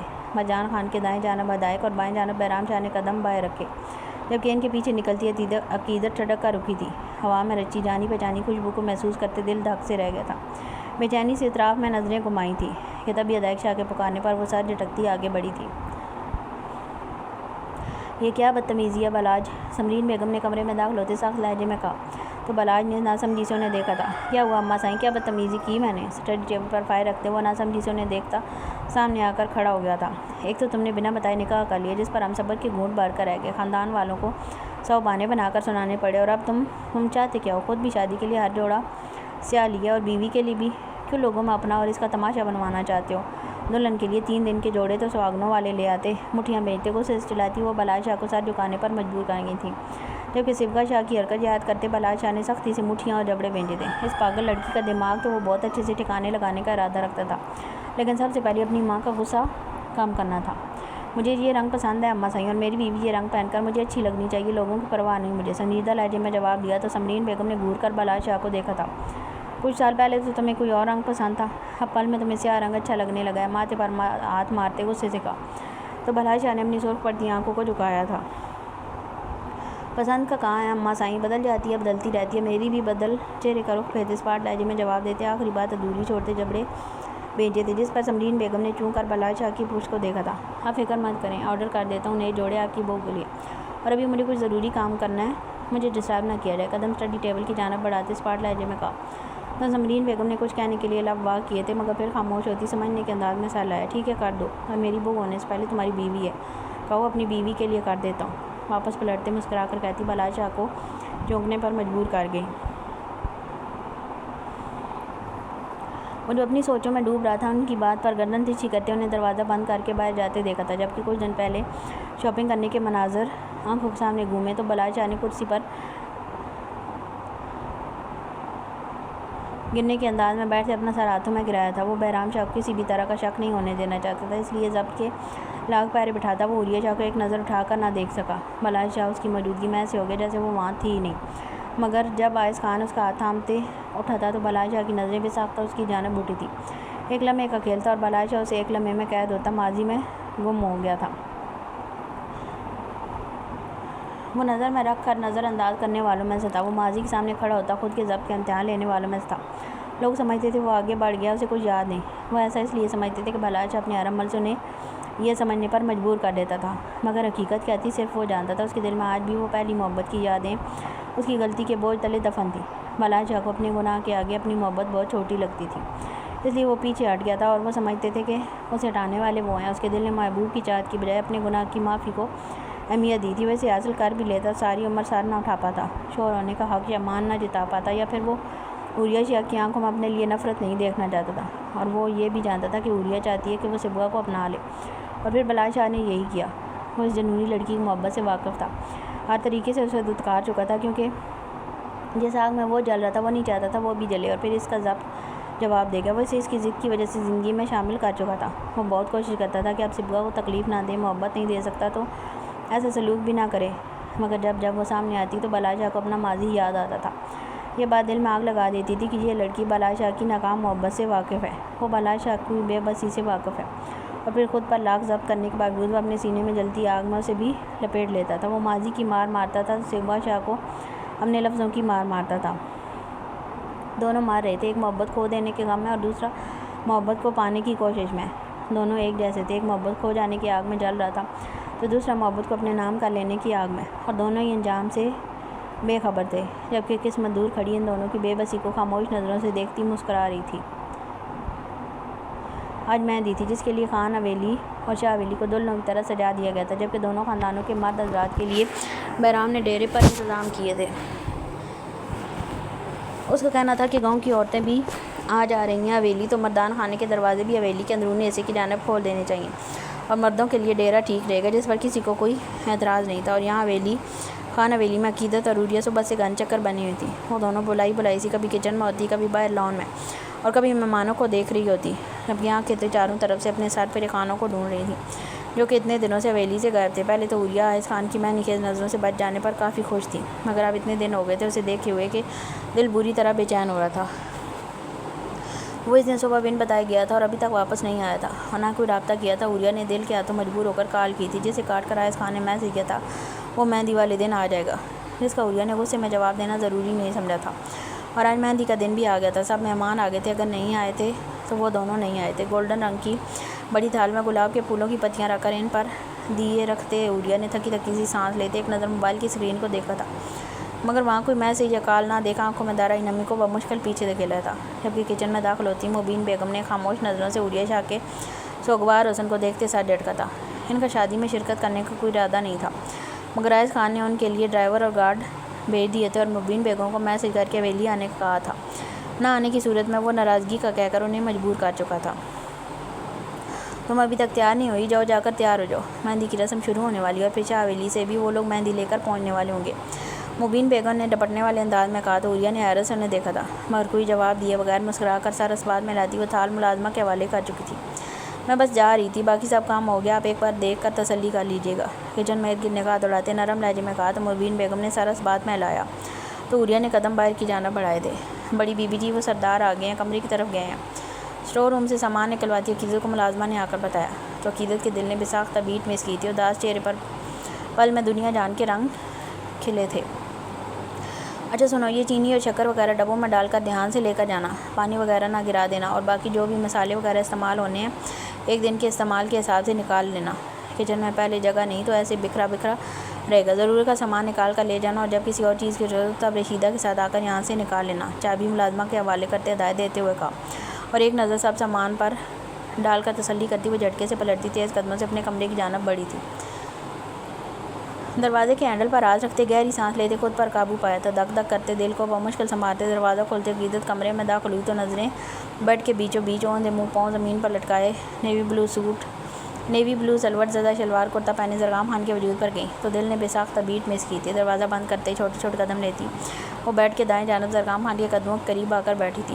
کچھ پل خاموش نظروں سے زرگام خان کو دیکھتے، نظریں گھنے بالوں سے سرکتی زرگام خان کے دائیں ہاتھ پر رکی تھی۔ آگے کو سرکتے ہاتھ بڑھا کر زرگام خان کے ہاتھ کی رگوں پر انگلی پھیری تو زرگام خان کے وجود میں جنبش ہوئی تھی۔ اتنے دن سے کہاں تھے خان؟ بیڈ پر دھرے زرگام خان کے ہاتھ پر اپنا ہاتھ رکھتے، انگلیوں میں انگلیاں الجھاتے سخت لہجے میں استفسار کیا، مگر لاب ضبط کرتے بھی وہ اپنے لہجے میں گلی نمی کو محسوس کر کے عقیدت نے سختی سے ہونٹ بھینچے تھے۔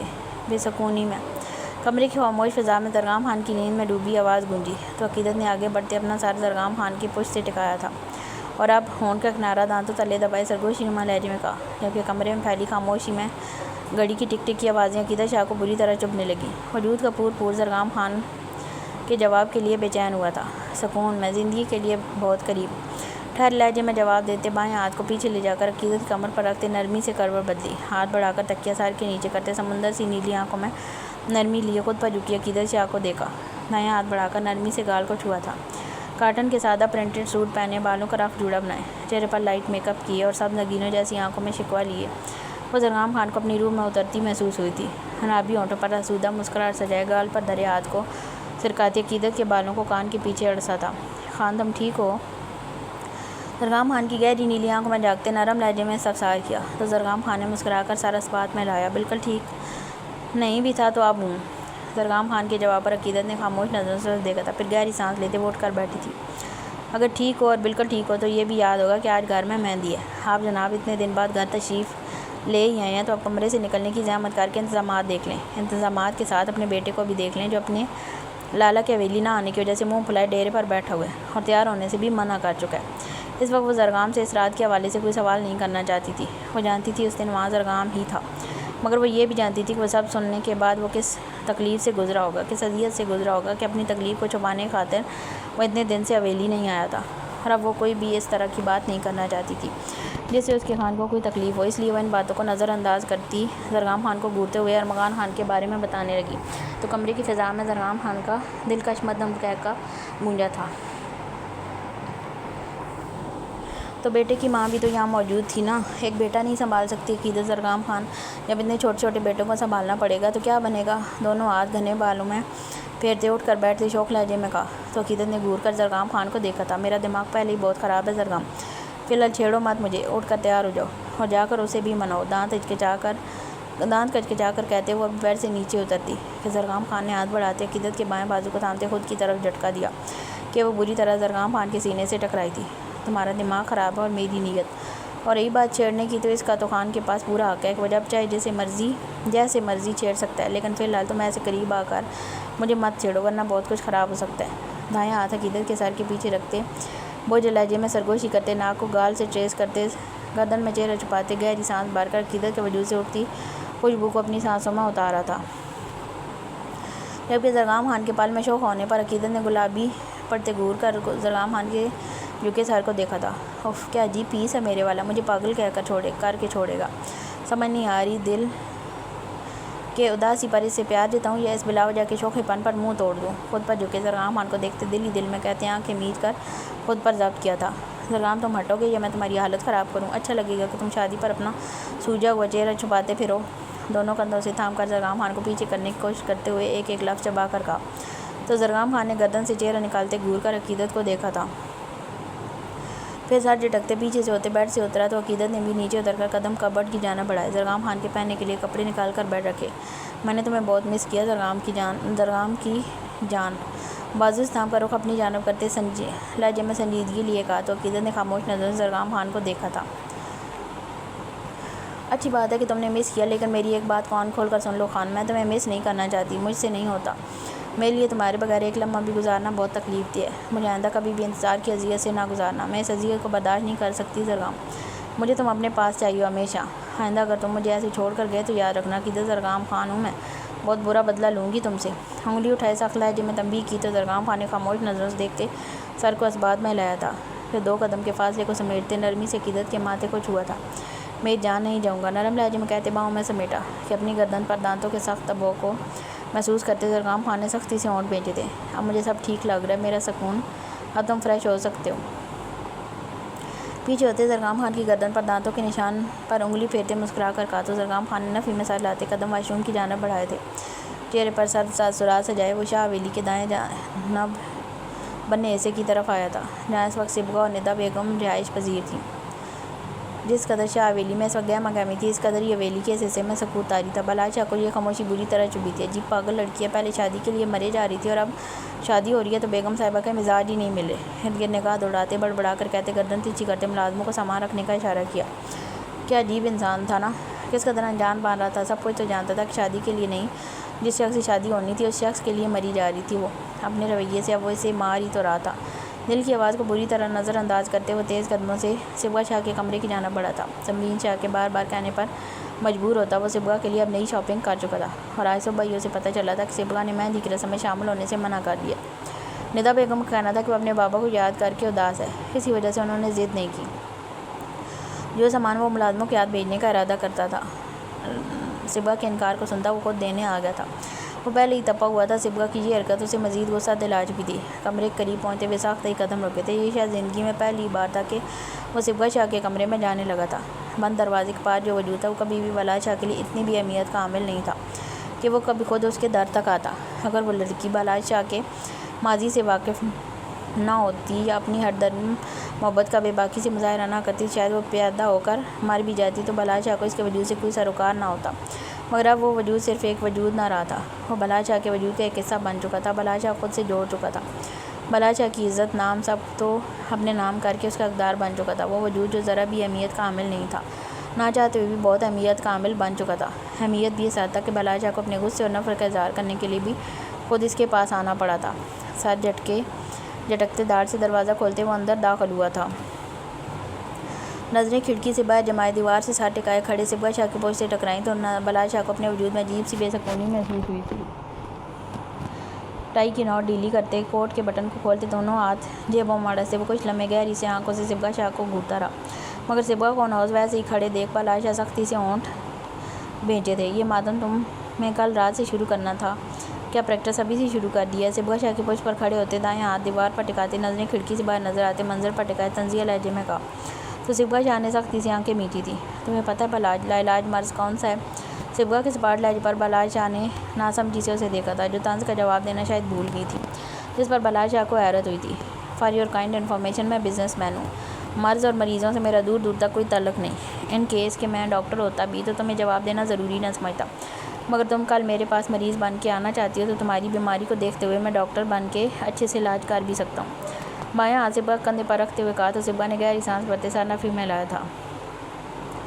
مجھے لگتا ہے کہ جلد بازی میں فیصلہ کرنا مرد کی فطرت میں، اور اگر کوئی لڑکی پسند آ جائے تو وہ بنا کچھ سوچے سمجھے محبت کا گمان کرنے لگتا ہے، جبکہ محبت ہوتی بھی۔ وہ جو صبغہ شاہ کو خاموشی سن رہا تھا، آخری لفظ اب بری طرح تلملایا تھا۔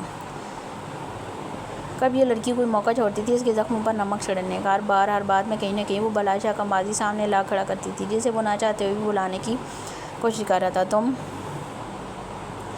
تم صبغہ شاہ کیسے میرے ہی سامنے میری محبت کو گمان کہنے کی جرأت کر سکتی ہو؟ اس کا بس نہیں چل رہا تھا سامنے کھڑی آفت کی پرکالہ کا دماغ ٹھکانے لگا دے۔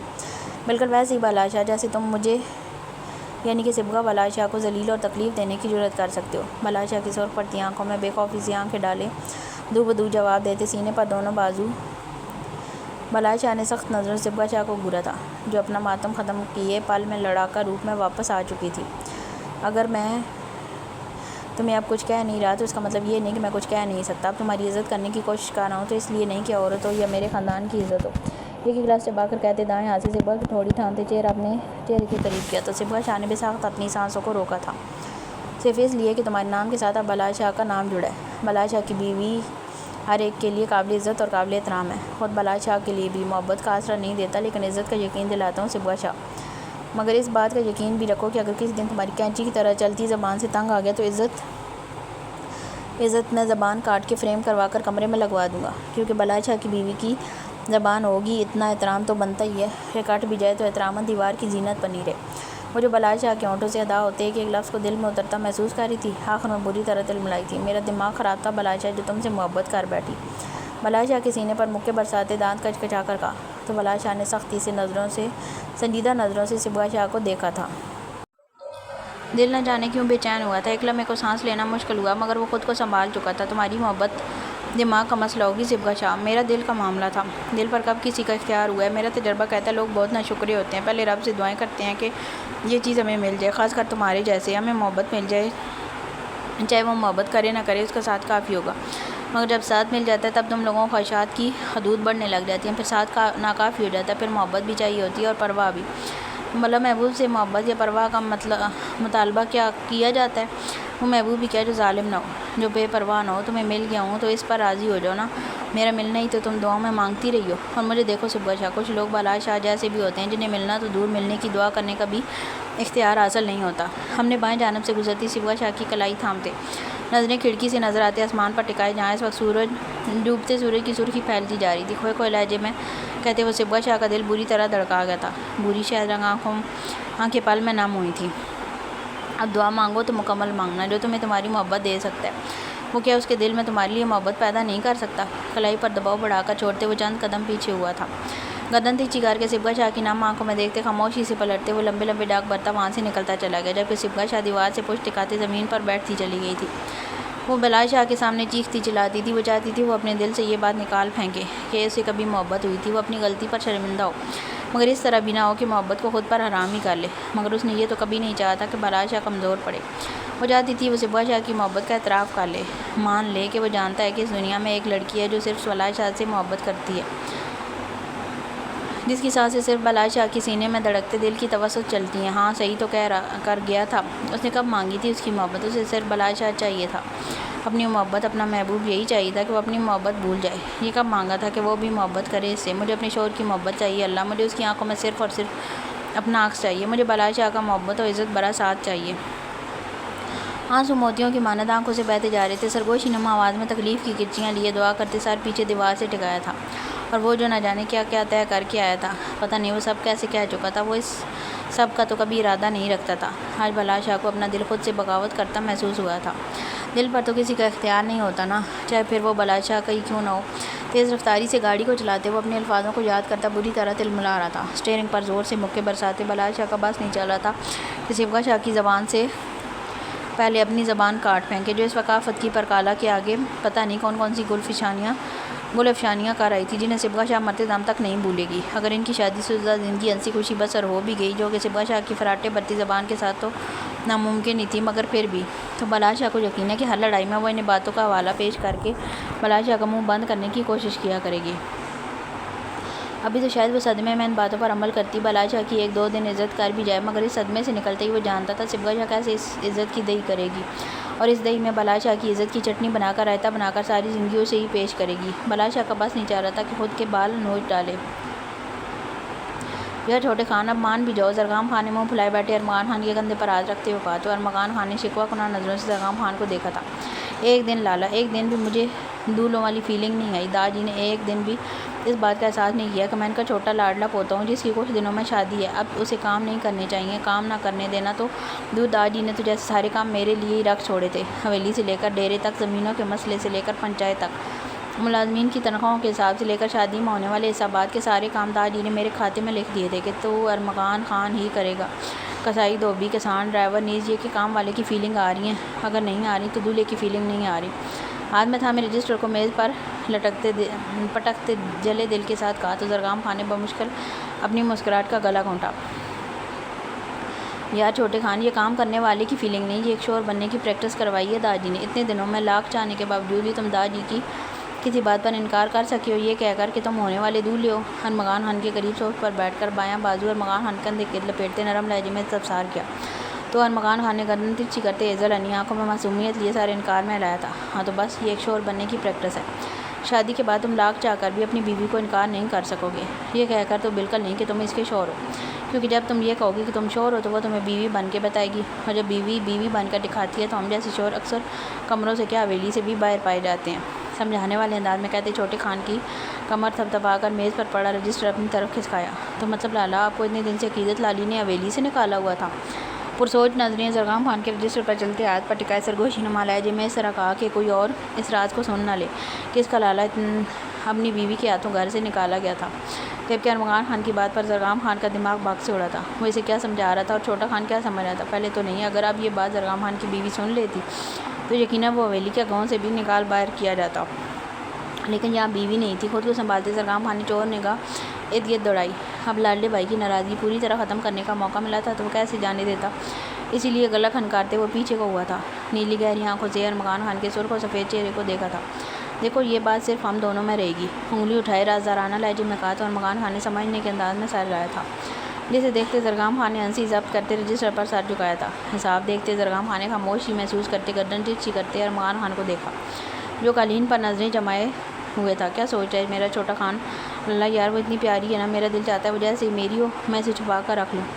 چھپا کے بعد میں رکھنا، پہلے اپنے جذبات پر قابو رکھ چھوٹے خان۔ وہ جو اپنی دھن میں بتا رہا تھا اپنی پشت سے آئز خان کی آواز سنتا حیرت و خوشی کی ملی جلی کیفیت لے جھٹکے سے اٹھتا پلٹا تھا۔ آج تو لگتا ہے میرے دونوں لالا کو مجھ معصوم پر ترس آ گیا، آئز خان کے گلے لگتے شکوہ کناں لہجے میں کہا تو آئز خان نے مسکراتے زور سے چھوٹے کو بھیجا تھا۔ ترس نہیں، بس چھوٹے خان سے دور ہی نہیں رہا جاتا، تمہاری یاد کھینچ لائی ہمیں۔ زرگام خان کے گلے لگتے چھوٹے خان کو جواب دیا تو ارمغان خان نے سمجھنے کے انداز میں سر ہلایا تھا۔ ویسے لالا برا مت مانیے گا، ایک بات کہوں؟ پرسوچ نظریں آئز خان پر ٹکاتے ہوئے کہا تو آئز خان نے الجھ کر ارمغان خان کو دیکھا جو اس وقت بالکل سنجیدہ دکھائی دے رہا تھا۔ وہ آپ کو نہیں لگتا یہ دور نہیں رہا جاتا یا پھر یاد کھینچ لائی؟ یہ بات آپ بھابھی سے کریں، یا محبت بھرا جملہ میری بیوی کے سامنے منہ سے میرے لیے زیادہ اچھا لگنا تھا۔ ارمغان خان کی بات سمجھنے کی کوشش کرتا آئز خان زرگام خان کے کہنے پر بری طرح خجل ہوا تھا۔ ویسے کہہ تو چھوٹا خان ٹھیک ہی رہا ہے، تم اپنے دل کی بات چھوٹے خان کا نام لے کر تو نہ بتاؤ یار، اگر تم ویسے بھی بتا دیتے تو کون سا ہم کچھ کہنے والے تھے۔ زرگام خان کے شوق لہجے پر آئز خان نے گور کر دونوں کو دیکھا تھا۔ ہاں نا لالا، جیسے ابھی آپ کے آنے سے پہلے زرگام لالا نے مجھے حویلی سے باہر رہنے کی وجہ بتائی، ویسے ہی آپ مجھے اپنے آنے کی وجہ بتا سکتے ہیں، میں کسی کو نہیں بتاؤں گا۔ ارمغان خان نے چہرے پر معصومیت لیے ہیزل انی آنکھوں کو پٹپٹاتے ہوئے کہا تو آئز خان نے گور کر اسے دیکھا جبکہ زرگام خان نے گڑبڑا کر چہرے کا رخ بدلا تھا۔ تم باتیں بعد میں کر لینا، کھانا تیار ہو گیا ہوگا، آؤ پہلے کچھ کھا لیں۔ اس سے پہلے ارمغان خان کوئی اور بات کرتا زرگام خان کے سنجیدہ لہجے پر سر اس بات میں ہلایا تھا۔ اب کیوں منہ پھلایا ہوا ہے؟ گلاب اور موتیوں کے پھولوں سے بنی بندیا کو ٹھیک کرتے سلوہ شاہ نے منہ پھلائے بیٹھی صبغہ سے استفسار کیا تو صبغہ نے منہ بسور کر ہاتھوں میں پہنے گجروں کو گھمایا تھا۔ تمہارا سڑیے لالا آخر چاہتا کیا ہے؟ میں نے سوچا تھا ہماری رسم سات ہوگی، رسم سات ہونا تو دور، اس نے جو رسم ہونی تھی اسے بالکل نہ ہونے کے برابر کر دیا۔ سر جھکا کے جاؤ، خاندان کی آنٹیوں چچیوں سے مہندی لگواؤ اور ویسے ہی منہ جھکا کر واپس روم میں آ جاؤ۔ نہ کوئی میوزک، نہ ڈھول ڈھمکا، ایسی ہوتی ہے لڑکیوں کی مہندی؟ اور خود نواب صاحب نے ڈیرے پر اپنے دوستوں یاروں کے لیے سارے انتظامات کیے ہیں، میرا نہیں تو اپنی بہن کا خیال کر لیتا، اس کی بھی تو مہندی ہے نا۔ بالکل دل نہیں کر رہا میرا نیچے جا کر ان آنٹیوں میں شو پیس بن کر بیٹھنے کا۔ ایک ہی سانس میں روانی سے کہتی وہ سلوہ شاہ کو بکھلا گئی تھی۔ ہلکے گلابی رنگ کی شرٹ جس پر بلیک بریک باریک گولڈن کام ہوا تھا کے ساتھ ہلکے سبز رنگ کے شرارہ پہنے دونوں رنگوں کے امزاج کا کام والا دوپٹہ جسے پہن کر سر کے اوپر پن کر کے دائیں بازو کے نیچے سے گزار کر پن کیا تھا۔ مہندی لگے ہاتھوں میں گجرے پہنے، ماتھے اور کانوں میں پھولوں سے بنے خوبصورت وویزے پہنے، شہد رنگ آنکھوں میں غسلیے و نظریں لگ جانے کی حد تک خوبصورت لگ رہی تھی۔ سلوہ نے دل ہی دل میں ماشاءاللہ بولتے صبغہ کو آہستہ بولنے کا اشارہ کیا جبکہ وہ بھی صبغہ جیسی ڈریسنگ کیے کرسٹل گرے آنکھوں سے صبغہ کو چپ رہنے کا اشارہ کرتی بیوٹیشین کی طرف مڑی تھی۔ آپ جا سکتی ہیں، کمرے کے باہر ملازمہ ہوگی، وہ آپ کو حویلی سے باہر تک چھوڑ آئے گی، بیوٹیشین کو نرم لہجے میں کہتی ٹیبل پر رکھے گلاس میں پانی اونڈیلتی وہ صبغہ کے پاس آئی تھی جبکہ بیوٹیشین اپنا سامان اٹھاتی کمرے سے باہر نکلی تھی۔ اور خود کے بارے میں کیا خیال ہے؟ تم تو رسم بھی نہیں کرنا چاہتی تھی، اتنی منتیں کر کے پھپھو تمہیں لائی ہیں، اور مہندی کے لیے تو وہ رونے والی ہو گئی، تب جا کر تمہیں ان پر اور ہم سب پر ترس آیا۔ صرف لالا نہیں، تم بھی ان جیسی سڑیلی ہو، اور اب زیادہ منہ پھلانے کی ضرورت نہیں، جیسی بھی رسم ہو رہی ہے نیچے چلو، ہر چیز کا تو انتظام کیا ہے، صرف میوزک نہیں ہے، باقی کس چیز کی کمی ہے؟ اتنا اللہ گلا تو لڑکیاں ویسے بھی کر لیتی ہیں، تم بس نیچے چلو، یقین کرو نہیں ہوگی بور۔ عقیدت اور عروریہ بھی آئیں گی مہندی لے کر، ان کے ساتھ بھی تو وہاں سے لڑکیاں آئیں گی نا، صبغہ شاہ کو سمجھانے والے انداز میں کہتے پانی کا گلاس سمایا تو صبغہ نے منہ بسور کر گلاس لبوں کو لگایا تھا جبکہ صبغہ کے مان جانے پر سلوہ نے دل ہی دل میں شکر ادا کیا تھا۔ تبھی سمرین اور ندا بیگم دروازہ کھولتی اندر داخل ہوئی تھیں۔ ماشاءاللہ میری بیٹیاں تو بہت پیاری لگ رہی ہیں۔ سمرین شاہ کے محبت بھرے لہجے پر صبغہ مسکرا کر ان کے گلے لگی تھی جبکہ ندا بیگم نے سلوہ کو گلے لگاتے سر پر پیار کیا تھا۔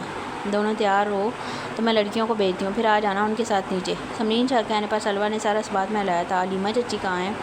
عقیدت اور عروریہ نے آنا مہندی لے کر، ساتھ مہمان بھی ہوں گے تو بس انتظامات دیکھ رہی ہیں علیمہ، اور پھر پرورش اور امسال کے لیے مہندی بھی لے کر جانی ہے، 2 لڑکے تو اس گھر کے داماد تو صرف بالاج بچتا، اب ہم نے سوچا کہ بالاج کو ساتھ لے جائیں یا اس کے ہاتھ بھجوا دیں، بس وہ لڑکا اب مان جائے۔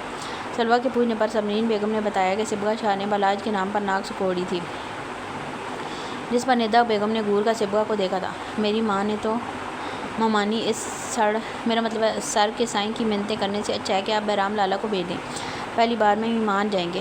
روانی میں بولتی وہ سلوہ شاہ کی آنکھیں دکھانے پر بکھلا کر سڑیل سے سر کے سائیں پر آئی تھی، جبکہ اس کے منہ سے بلائے شاہ کے لحاظ سے لفظ سنتی سمرین بیگم اب کا دل اس کے صدقے واری جانے کا کہہ رہا تھا۔ نہیں بیٹا، اچھا تھوڑی لگتا ہے، سب کیا کہیں گے، دولہا صاحب خود ہی مہندی لے کر آئے ہیں۔ ندا بیگم نے صبغہ کو آنکھیں دکھاتے ہوئے دانت کچا کر کہا، تو صبغہ نے ناک سے مکھی اڑانے والے انداز میں ہوا میں رہا تھا۔ اوہو، کچھ نہیں ہوگا، بہرام لالا کی شرافت کی گواہی تو ان کا دشمن بھی دے دیں، وہاں تو سب پھر اپنے ہیں، بہرام لالا کے جانے پر کوئی کچھ نہیں کہے گا۔ انہوں نے کون سا مہندی لگانے بیٹھ جانا، اپنی ساس کو پکڑا کر آ جائیں گے۔ اگر لگ گیا تو ان کا چانس بن بھی گیا کہ اپنی مہندی کی دلہن کو دیکھ لیں تو آپ کا کیا جاتا ہے۔ صبغہ کی فراٹے بھرتی زبان کو دیکھتے ندا بیگم کا بس نہیں چل رہا تھا وہ اپنا جوتا اتار لیں، جبکہ سمرین شاہ پرسوچ نظروں سے سوچتی، سارا اس بات میں لاتی ندا بیگم کی جانب متوجہ ہوتی۔ ویسے ٹھیک ہی کہہ رہی ہے صبغہ، بہرام نے کون سا اندر پکڑانے جانا ہے مہندی، ساتھ ہمارے ہاں سے بھی تو لڑکیاں جائیں گی نا، وہ لے جائیں گی مہندی حویلی کے اندر۔ بہرام کے جانے سے یہ تو ہوگا کہ گھر سے تو کوئی آیا ہے، اور ساتھ ایسا کریں گے کہ علیمہ یا میں چلی جاؤں گی، باقی حویلی کے انتظام آپ یا اگر میں رک گئی ہم دیکھ لیں گے۔ سمرین بیگم کہنے پر ندا بیگم نے سمجھنے کے انداز میں سر ہلایا تھا، اور خدا کا واسطہ صبغہ اب چپ کر کے بیٹھ جاؤ، جب نیچے ہو تو کوشش کرنا تم نہ ہی بولو، بس تھوڑا سا شرما لینا۔ باہر کی جانب بڑھتے ندا بیگم نے پلٹ کر سخت لہجے میں کہا، تو صبغہ نے معصوم چہرہ بنائے سر اس بات میں ہلایا تھا، جبکہ سلوہ نے مسکراہٹ ضبط کرتے چہرے کا رخ بدلا تھا۔ ویسے کہنا تو نہیں چاہیے، لیکن پھر بھی بات تو سارے خاندان کی عزت کی ہے نا۔ چلو زرگام سردار تھا، بچپن کا نکاح ہوا تھا، نہیں بنتا تھا کہ اپنی عزت کو چھوڑ دیتا، خون بہا کر بھی لاتا، ہم اف نہ کرتے، لیکن یہ کیا بات ہوئی کہ اب ہمارے گھر کی بیٹیاں دشمن کے ہاں بیانے لگی ہیں۔ میں نے تو سنا ہے مقدس بھی نہیں راضی، پتہ نہیں کیا جادو چلایا ان دشمنوں کی بیٹی نے، کس قدر پاگل ہو چلا کہ یہ تک بھول گیا کس کے باپ کے ساتھ چچا کے بھی قاتل۔ خان حویلی کے لاؤنج میں بیٹھی عورتوں میں سے ایک کی جھنجھلائی ہوئی سخت آواز گونجی تو لمحے کے لیے وہاں خاموشی چھا گئی۔ تبھی لاؤنج کی فضا میں سیڑھیاں اترتی، لاؤنج کی فضا میں ہیل کی ٹک ٹک کی آواز گونجی، تو کچھ عورتوں نے گردن ترچھی کر کے دائیں جانب سیڑھیوں کی طرف دیکھا تھا، جہاں نارنجی اور آتشی گلابی رنگ کے انتظار کی پاؤں کو چھوتی فراق، جس کے دامن اور گلے پر سبز اور گولڈن کام، جبکہ باقی فراق پر باریک گولڈن کام تھا۔ دائیں کندھے پر آتشی گلابی گولڈن کام والا دوپٹہ سیٹ کیے، کندھوں پر سکن اور میرون مزاج کی چادر کندھوں پر پھیلائے، بھاری ڈائمنڈ سیٹ گلے اور کانوں میں پہنے، مہندی لگے ہاتھوں میں سونے کی چوڑیاں پہنے، سبز نگینوں جیسی آنکھوں میں سختی لیے سہج سہج کر سیڑھیوں پر قدم رکھتی وہ کسی ریاست کی ملکہ ہی لگ رہی تھی، زرگام خان کی ریاست کی ملکہ۔ جو لوگ زرگام خان کے منہ پر بولنے کی ہمت نہیں رکھتے تھے، انہیں چاہیے کہ وہ اپنی زبان کو اس کے پیٹھ پیچھے بھی لگام دے کر رکھیں، ورنہ اگر میں نے دی تو زبان کو نہیں سانسوں کو ہی لگام ڈالوں گی۔ عقیدت کے سخت لہجے پر سیڑھیوں کی جانب پشت کیے بیٹھی عورت نے گردن ترچھی کر کے کینہ توز نظروں سے دیکھا تھا، مگر کچھ لمحے تو وہ بھی اس قدر حسن دیکھ کر ساکت ہوئی تھی، پھر خود کو سنبھالتے وہ اپنی ازلی لہجے میں آئی تھی۔ او کون تم، بڑوں سے بات کرنے کی تمیز نہیں ہے کیا؟ آنکھیں چھوٹی کیے سخت لہجے میں کہا، تو عقیدت نے دونوں ہاتھ صوفے کے پشت پر ٹکائے چہرہ عورت کی جانب جھکایا تھا۔ اپنا تعارف کروانے کی ضرورت نہیں مجھے، اتنا ہی حوالہ کافی ہے کہ میں سردار زرگام خان کی بیوی ہوں، عقیدت زرگام خان۔ میں نے اپنے شوہر پر جادو کیا ہوا ہو یا کسی اور یا اسے کسی جادو سے نکالا ہو، یہ آپ لوگوں کا سردار نہیں۔ اور دوسری بات، جہاں بات میرے شوہر کی آتی ہے وہاں میں تمیز کیا لحاظ بھول جاتی ہوں، آئندہ بولنے سے پہلے احتیاط کیجیے گا۔ آپ کو شادی میں انوائٹ کیا ہے، شادی پر مشاعرہ کرنے کے لیے نہیں۔ سخت نظروں سے گھورتی ابھی وہ کچھ اور کہتی کہ پیچھے سے آتی کشف بیگم نے اس کے کندھے پر ہاتھ رکھا تھا۔ عقیدت جاؤ، حوریہ باہر ویٹ کر رہی ہے، لیٹ نہ ہو جاؤ، پھر تم لوگ آؤ گی تو رسم بھی شروع کرنی ہے۔ مسکرا کر عورتوں کو دیکھتے نرم لہجے میں کہا، تو عقیدت نے گہری سانس بھرتے خود پر ضبط کیا تھا اور آنکھوں کے اشارے سے عورت کے بارے میں استفسار کیا تھا۔ مقدس بیگم کے ننیال کی طرف سے ہیں، کشف بیگم نے آہستہ آواز میں کہا، تو عقیدت نے آئی برو جھکا کر سمجھنے کے انداز میں سر ہلایا تھا۔ میں بھی کہوں، ان کے علاوہ اتنا زہر کس میں ہو سکتا ہے، ان کے جاننے والوں کا اتنا زہریلا ہونا تو بنتا ہے۔ چہرے پر آتے بالوں کو پیچھے جھٹکتے طنزیہ لہجے میں کہتی لاؤنج سے باہر کی جانب بڑھ گئی، جبکہ کشف بیگم نے ماتھے پر ہاتھ پھیرتے جبراً مسکرا کر اطراف میں نگاہ دوڑائی تھی۔ مجھے لگتا تھا صرف زرگام ہی ایسا ہے، سر کو نفی میں لاتے بڑبڑا کر کہتی وہ پلٹ کر کچن کی جانب بڑھی تھی، جبکہ لاؤنج میں پھیلی خاموشی سرگوشیوں میں بدل چکی تھی۔ چادر کا پلو سنبھالتے وہ بری طرح سامنے سے آنے والے سے ٹکرائی تھی۔ ابھی وہ غصے سے کچھ بولتی کہ اپنے اطراف میں پھیلی مخصوص خوشبو کو محسوس کرتے پرسکون ہوئی تھی۔ پلکوں کی جالر اٹھائے سامنے دیکھا تو خود کو میویت سے دیکھتے زرگام خان کو دیکھتے گلابی گالوں پر مزید گلال بکھرا تھا، سفید کرتا شلوار کندھوں پر سیاہ چادر پھیلائے، نیلے سمندر سی گہری آنکھوں میں لو دے لیے وہ عقیدت کا دل بری طرح دھڑکا چکا تھا۔ نظریں زرگام خان کی گہری آنکھوں سے ہوتی ماتھے پر بکھرے چاکلیٹ براؤن بالوں پر گئیں تو عقیدت نے بساختہ نفی میں سہلایا تھا، میں جانتی ہوں کہ میں خوبصورت ہوں اور اس وقت بہت زیادہ خوبصورت۔ دونوں ہاتھوں سے زرگام خان کے بال سیٹ کرتے اٹھلا کر کہتی ابھی وہ بات مکمل کرتی کہ زرگام خان نے دونوں ہاتھ عقیدت کی کمر پر باندھتے اسے اپنے قریب کیا تھا۔ بہت نہیں، جان لیوا حد تک خوبصورت۔ ناک عقیدت کی ناک سے مس کرتے اپنے ہونٹ شدت سے عقیدت کے دائیں گال پر ثبت کیے تھے، جس پر عقیدت نے مکھلا کر دونوں ہاتھ زرگام خان کے کندھوں پر رکھے تھے۔ یہ لاؤنج سے باہر نکلے تو راہداری سے دائیں جانب کا حصہ تھا، جس کا رخ باہر کی جانب تھا، جہاں سے حویلی کی عورتوں کے لیے باہر جانے کا رستہ تھا۔ اس جانب کسی غیر مرد کا ہونا تو ناممکن تھا، اور جو عورتیں مہمان تھیں وہ سب حویلی کے لاؤنج یا گارڈن میں موجود تھیں، لیکن پھر بھی زرگام خان نے اطراف میں نگاہ دوڑاتی شوق نظروں سے عقیدت کو دیکھا تھا۔ ہاں، تو اب اس کا یہ مطلب نہیں کہ تم ایسے کہیں بھی آہیں بھرنے لگ جاؤ۔ باز آ جاؤ خان، کسی نے دیکھ لیا تو کیا سوچے گا؟ اتنے ایٹیٹیوڈ میں رہنے والا خان بیوی کے سامنے ایسے پگھل جاتا ہے؟ زرگام خان کو پیچھے کرنے کی کوشش کرتے دانت پیستے ہوئے کہا تو زرگام خان نے گھور کر عقیدت کو دیکھا تھا۔ خان تو کبھی باز نہیں آنے والا، لیکن تم یہ رسم نپٹا کر جلدی روم میں آنے کی کرنا، کیونکہ آج رات یہ خان تمہارے منہ سے وہ ساری تعریفیں پھر سے سننے کا ارادہ رکھتا ہے جو تم اس دن کسی اور کی شان میں کر رہی تھی۔ ایک بازو عقیدت کی کمر پر ٹکائے، جبکہ بایاں بازو ہاتھ گردن اور چہرے کے درمیان رکھتے مسکراتے ہوئے کہا تو عقیدت کو اپنے گلے میں گلٹی سی بڑھتی محسوس ہوئی تھی۔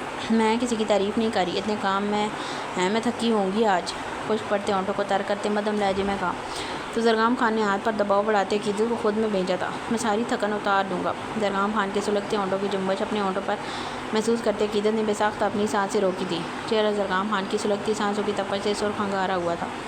کچھ لمحے معنی خیز خاموشی میں گزرے تو زرگام خان نے نرمی سے عقیدت کو پیچھے کیا تھا۔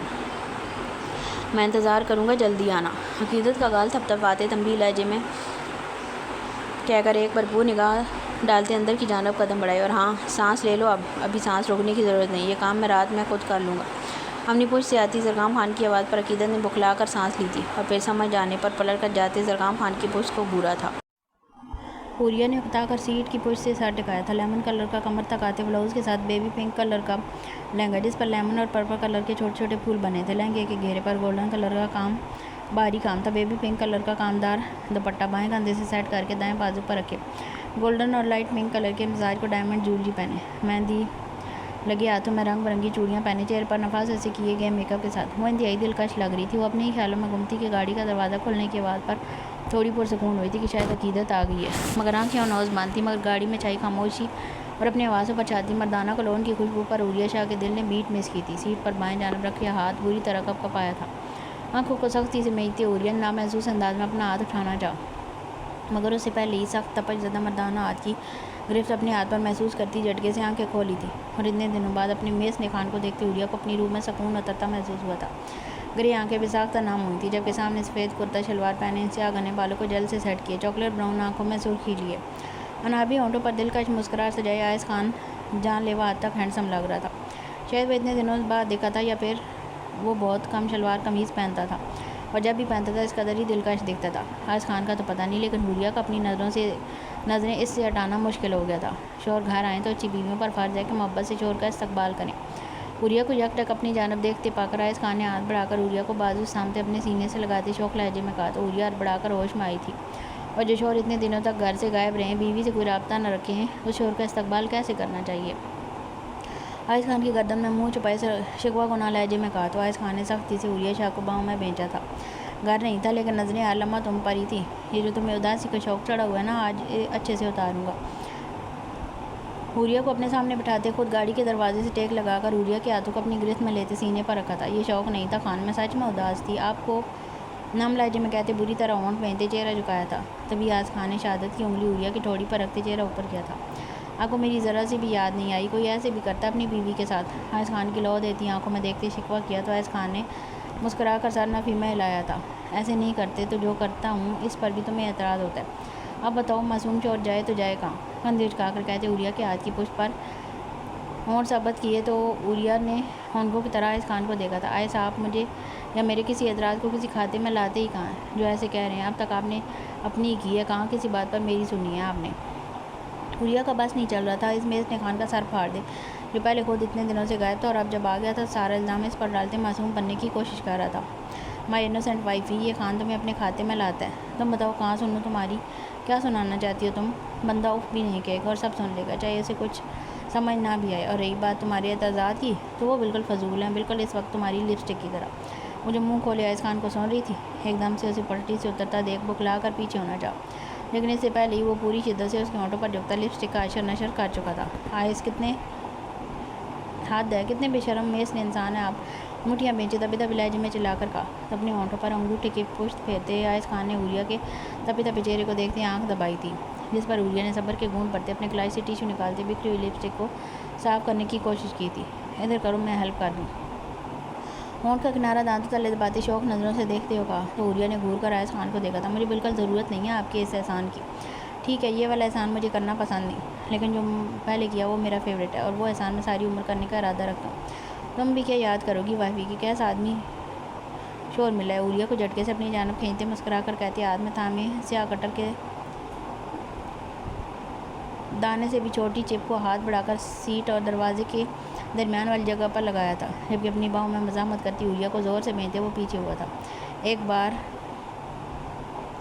بھرپور نگاہ حوریہ کے دل کا اس سراپے پر ڈالتا وہ گاڑی سے باہر نکلا تھا, جس پر کچھ لمحہ پہلے شوق مسکراہٹ تھی, وہی چہرہ اب چٹانوں سی سختی لیے ہوئے تھا. وائف آل ڈن کا میسج کرتے موبائل جیب میں رکھتے لمبے لمبے ڈاک بھرتا وہاں سے نکلتا چلا گیا. بہت پیاری لگ رہی ہو تم دونوں, عقیدت نے سلوہ کے ساتھ سے پیسے وارتے ہوئے کہا. تو حوریہ نے مسکرا کر صبغہ کے ہاتھ پر رکھے پتے پر مہندی لگائی تھی. تم لوگوں کی مہندی رات میں لگوانی چاہیے تھی, اب اگر یہ خراب ہو گئی تو. پتے پر لگی مہندی کی طرف اشارہ کرتے ہوئے حوریہ نے کہا. صبغہ نے گھور کر اسے دیکھا تھا. تم انسانوں کی طرح لگاؤ گی تو نہیں ہوگی خراب, میں انسانوں کی طرح ہی لگاؤں گی, مگر تم اگر انسانوں کی طرح بیٹھ جاؤ تب نا. صبغہ کے جواب پر حوریہ نے نفی میں سر ہلاتے ہوئے کہا. تو صبغہ نے ناک سکوڑ کر عقیدت کو دیکھا تھا. اس چھوٹی چونٹے کے بھی پر نکل آئے ہیں, حوریہ کی جانب اشارہ کرتے ہوئے کہہ کر لگایا. تو حوریہ نے گھور کر صبغہ کو دیکھا تھا. اور تمہارے جو پر نکلے ہوئے ہیں نا, میرے لالا ہی باندھیں گے انہیں, کاٹیں گے نہیں. اگر کاٹ گئے تو سوچو کیسے لگو گی پرکٹی کبوتری, پرکٹی صبغہ. سلوہ شاہ کے کہنے پر عقیدت اور حوریہ کا بے ساختہ تھا, جبکہ صبغہ نے سرخ پڑتے چہرے سے ان دونوں کو گھورا تھا. تمہارے لالا کو اپنی انگلی کے اشاروں پر نہ چلایا تو میرا نام بھی صبغہ بلاج شاہ نہیں. اور میری فکر چھوڑو, اپنی کرو, کیونکہ تمہارا ہونے والا شوہر صرف خان نہیں چھوٹا خان ہے. شوہر خان ہو تو بیوی پھر بھی حوصلہ کر کے زبان کھول لیتی ہوگی, لیکن اگر چھوٹا خان ہو تو بیوی کا چپ رہنا ہی بہتر ہے, کیونکہ اپنے آگے وہ کسی کی سنتا ہے. ویسے بھی مجھے شاہ سارے سڑیئر اور ان رومانٹک لگتے ہیں, اور خان سار پھرے. باقی وہ ان کی بیویوں کو پتہ ہوگا وہ کیسے ہیں, رومانٹک یا ان رومانٹک. مٹھائی کا ٹکڑا اپنے منہ میں ڈالتے کندھے اچکا کر کہا. تو ارمغان خان کا سوچتے سلوہ نے اپنے خشک پڑتے آلوں کو ترک کیا تھا. ابھی تو نہ جانے اس خان نے کس بات کا غصہ نکالنا تھا. ایک غلطی کم تھی جو وہ انجانے میں ایک اور کر چکی تھی. جبکہ حوریہ نے دل ملا کر اور عقیدت نے گھور کر صبغہ کو دیکھا تھا. تم دونوں ناند بھابھی والی لڑائی بعد میں کر لینا, اور پہلے ڈانس کرتے ہیں. سامنے لڑکیوں کو ڈھولکی رکھتے اور ایک دائرے میں بیٹھے دیکھ عقیدت نے اٹھتے ہوئے کہا. تو صبغہ شہسار اس بات میں لاتی جھٹکے سے اٹھی تھی, جس پر حوریہ اور سامنے سے آتی ندا بیگم نے بے ساختہ نفی میں سر ہلایا تھا. تم دونوں کو ہو گیا ہو تو ڈیرے پر پہنچ جاؤ, وہاں مہمان تم لوگوں کی مہندی کی رسم کے لیے آئے ہیں, ایک دوسرے کی شکلیں دیکھنے نہیں. بہرام شاہ نے کمرے میں قدم رکھتے ڈریسنگ مرر کے سامنے ادائک اور بلاج کو کھڑے دیکھتے سخت لہجے میں کہا. تو ادائک نے آئینے میں نظر آتے بہرام شاہ کے عکس کو دیکھتے آنکھیں گھمائیں تھیں. خود شاہ صاحب سسرال جانے کی خوشی میں ٹائم سے پہلے تیار ہو چکے ہیں, اس لیے اب ہم پہ بلا وجہ حکم چلانے آ گیا. سفید کرتا پہ پہنی نیوی بلو واز کٹ کے بٹن بند کرتے ہوئے ادائک شاہ نے طنزیہ لہجے میں کہا. تو بلاج شاہ نے دونوں پر خاموش نگاہ ڈالتے برش اٹھا کر بالوں کو سیٹ کیا تھا. شاہ صاحب اگر سسرال جا بھی رہے ہیں تو گھر والوں کی اجازت سے, تم دونوں کی طرح بنا بتائے چھپ چھپا کر تو نہیں جاتا نا. ادائک اور بلاج کو کندھوں سے تھام کر تھوڑا سائڈ پر کھسکاتے آئینے کے سامنے کھڑے ہوتے اپنے کرتے کا کالر ٹھیک کرتے چڑھانے والے انداز میں کہا. تو ادائک نے نفی میں سر لایا تھا, جبکہ بلاج شاہ نے سفید کرتے پہ ڈارک بلو ویسٹ کوٹ کے بند بٹنوں کو جائزہ لیتی نگاہوں سے دیکھتے نفی میں سر لاتے انہیں کھولا تھا. بہرام شاہ نے بالوں کو سیٹ کرتے اپنے کرتے کے بازوؤں کو نیچے تک فولڈ کرتے ڈارک براؤن ویسٹ کوٹ پر پرفیوم چھڑکایا تھا. اب دونوں بھائی اپنی لڑائی میں مجھے مت گھسیٹیں, کیونکہ بلاج شاہ نہ کسی کے حکم کا محتاج ہے نہ کسی کے باپ سے ڈرتا ہے, جو اپنی بیوی یا اپنے سسرال جانے کے لیے چور رستے ڈھونڈتا پھرے. جیب سے موبائل نکالتے آئینے میں نظر آتے تینوں کے عکس کو دیکھتے پکچر کلک کرتے وہ پیچھے ہوا. تو ادائک نے آئی برو اچکا کر نیلی آنکھوں سے داد لیے بلاج شاہ کو دیکھا تھا. ہاں بھائی, آپ کا تو الگ ہی لیول ہے, اور ہم ابھی اس لیول تک نہیں پہنچے نا. بہرام کو بازو سے پیچھے کرتے بلاج شاہ کے کندھے پر ہاتھ رکھتے ہوئے کہا. تو بلاج کی نظریں اپنے کندھے سے ہوتی ادائک شاہ کی مسکراتی آنکھوں پر گئیں. تو آئی برو اچکا کر سیاہ گہری آنکھوں سے ادائک شاہ کو ایسے دیکھا جیسے کہنا چاہ رہا ہو اصل بات پر آئیں. ڈٹھائی مائی لٹل برو, ڈٹھائی کے اس لیول پر نہیں پہنچے نا ہم جس پر آپ جناب ہیں. ادائک شاہ کے بات پر بہرام شاہ نے بلاج کے سرخ پڑتے چہرے کو دیکھتے بمشکل اپنی مسکراہٹ چھپائی تھی۔ ڈٹائی کے لیول پر پہنچنے سے بہتر آپ نے اپنے سالے سے چھپ کر چوروں کی طرح جانے والے لیول کے آپشن کو بہتر سمجھا۔ ہدایت شاہ کی دکھتی رگ پر ہاتھ رکھا تو ہدایت نے گھور کر بلاج کو دیکھا تھا۔ اگر تم دونوں نے نظروں کے وار سے ایک دوسرے کو ہرا دیا ہو تو اب انسانوں کی طرح ڈیرے پر پہنچو۔ وہاں جا کر صرف اسٹیج پر منہ پھلا کر نہیں بیٹھ جانا، میرے آنے تک انتظامات بھی دیکھ لینا، باقی میں خود آ کر دیکھ لوں گا۔ دونوں کے کندھوں پر ہاتھ رکھ کر پیچھے کرتے تنبیہ لہجے میں کہا تو دونوں نے سمجھنے کے انداز میں سر اس بات میں ہلایا تھا۔ اب ایسے بھی مت دیکھو، مجھے پتہ ہے بہت پیارا لگ رہا ہوں، بلاج شاہ کو دیکھتے چھیڑنے والے انداز میں کہا تو بلاج نے گہری سانس لیتے ہدایت شاہ کو دیکھا تھا۔ مجھے نہیں پتا کہ ڈاکٹرز کو اپنی شادی کی اتنی خوشی ہوتی ہے کہ خوشی خوشی میں وہ اپنا مانسک سلطنت کھو بیٹھتے ہیں۔ بلاج شاہ کے نفی میں سارے لا کر کہنے پر بہرام شاہ کا کہہ گونجا تو ہدایت نے گھور کر دونوں کو دیکھا تھا۔ اور مجھے بھی نہیں پتا کہ شادی سے انکار کرنے والے بلاج شاہ کو شادی کی اب اتنی خوشی ہے کہ اپنی تیاری اور حویلی کے سب انتظامات چھوڑ کر وہ مہندی کے دن اپنی بیوی کو منانے گیا ہوا تھا۔ ہدایت شاہ کے کہہ کا لگا کر آنے پر بہرام شاہ کا کہہ کا بساختہ تھا۔ لالا ناؤ ویٹ اینڈ واچ، اب اس بات کا بدلہ نہ لیا نا تو میرا نام بھی بلاج شاہ نہیں۔ بلاج شاہ کے تل ملا کر کہنے پر ہدایت شاہ نے بمشکل اپنی ہنسی ضبط کرتے اسے گلے لگایا تھا، جس پر بلاج شاہ نے منہ بسورتے پیچھے کرنا چاہا جب اگر اس سے پہلے ہی بہرام شاہ دونوں کو بازوؤں میں دبو چکا تھا۔ چلو اپنی ماؤں کے شعروں منا لو اپنی آزادی کے آخری دن کو، کل سے تو بیویوں کے مرید ہی بننا ہے، کہہ تو ایسے رہے ہیں جیسے آپ کی والی نے آپ کو بخش دینا ہے۔ بلاج شاہ نے قدم باہر کی جانب بڑھاتے بہرام شاہ کی بات کا جواب دیا تو ہدایت شاہ نے نفی میں سر لایا تھا۔ تم لوگوں نے اپنی پسٹلز، ابھی بہرام شاہ اپنی بات مکمل کرتا کہ بلاج شاہ نے پلٹتے کرتا کمر سے اٹھایا تو وہاں بندی پسٹل دیکھ کر بہرام شاہ نے سر اس بات میں ہلایا تھا، جبکہ ہدایت شاہ نے سر اس بات میں لاتے قدم باہر کی جانب بڑھائے تھے۔ یہ سب آج بھی تو ہو سکتا ہے نا، سب انتظامات تو مکمل ہے، پھر کیوں کل یا پرسوں پر کام کو ٹالنا۔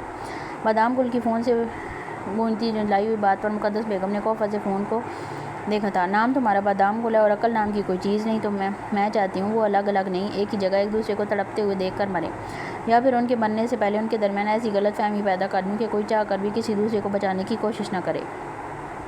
اور یہ صرف کل یا ولیمے والے دن ہی ممکن ہے، کچھ گھنٹوں یا ایک دن ہی کی تو بات ہے، جتنا خوش ہونا چاہتے ہیں ہو جائیں، پھر نہ تو خوشی ہوگی اور نہ خوشی منانے والا۔ مقدس بیگم کے زہر بد لہجے پر دوسری جانب بادام گل نے انکارا بھرا کہ تبھی دروازہ کھلنے کی آواز پر مقدس بیگم نے ہڑبڑا کر فون بند کیا تھا، جبکہ اپنے سامنے شہزادوں سی شان لیے آتے زرگام خان کے چہرے پر پھیلی نرم مسکراہٹ کو دیکھتے مقدس بیگم کو بے چینی ہوئی تھی۔ تم ڈیرے پر نہیں گئے؟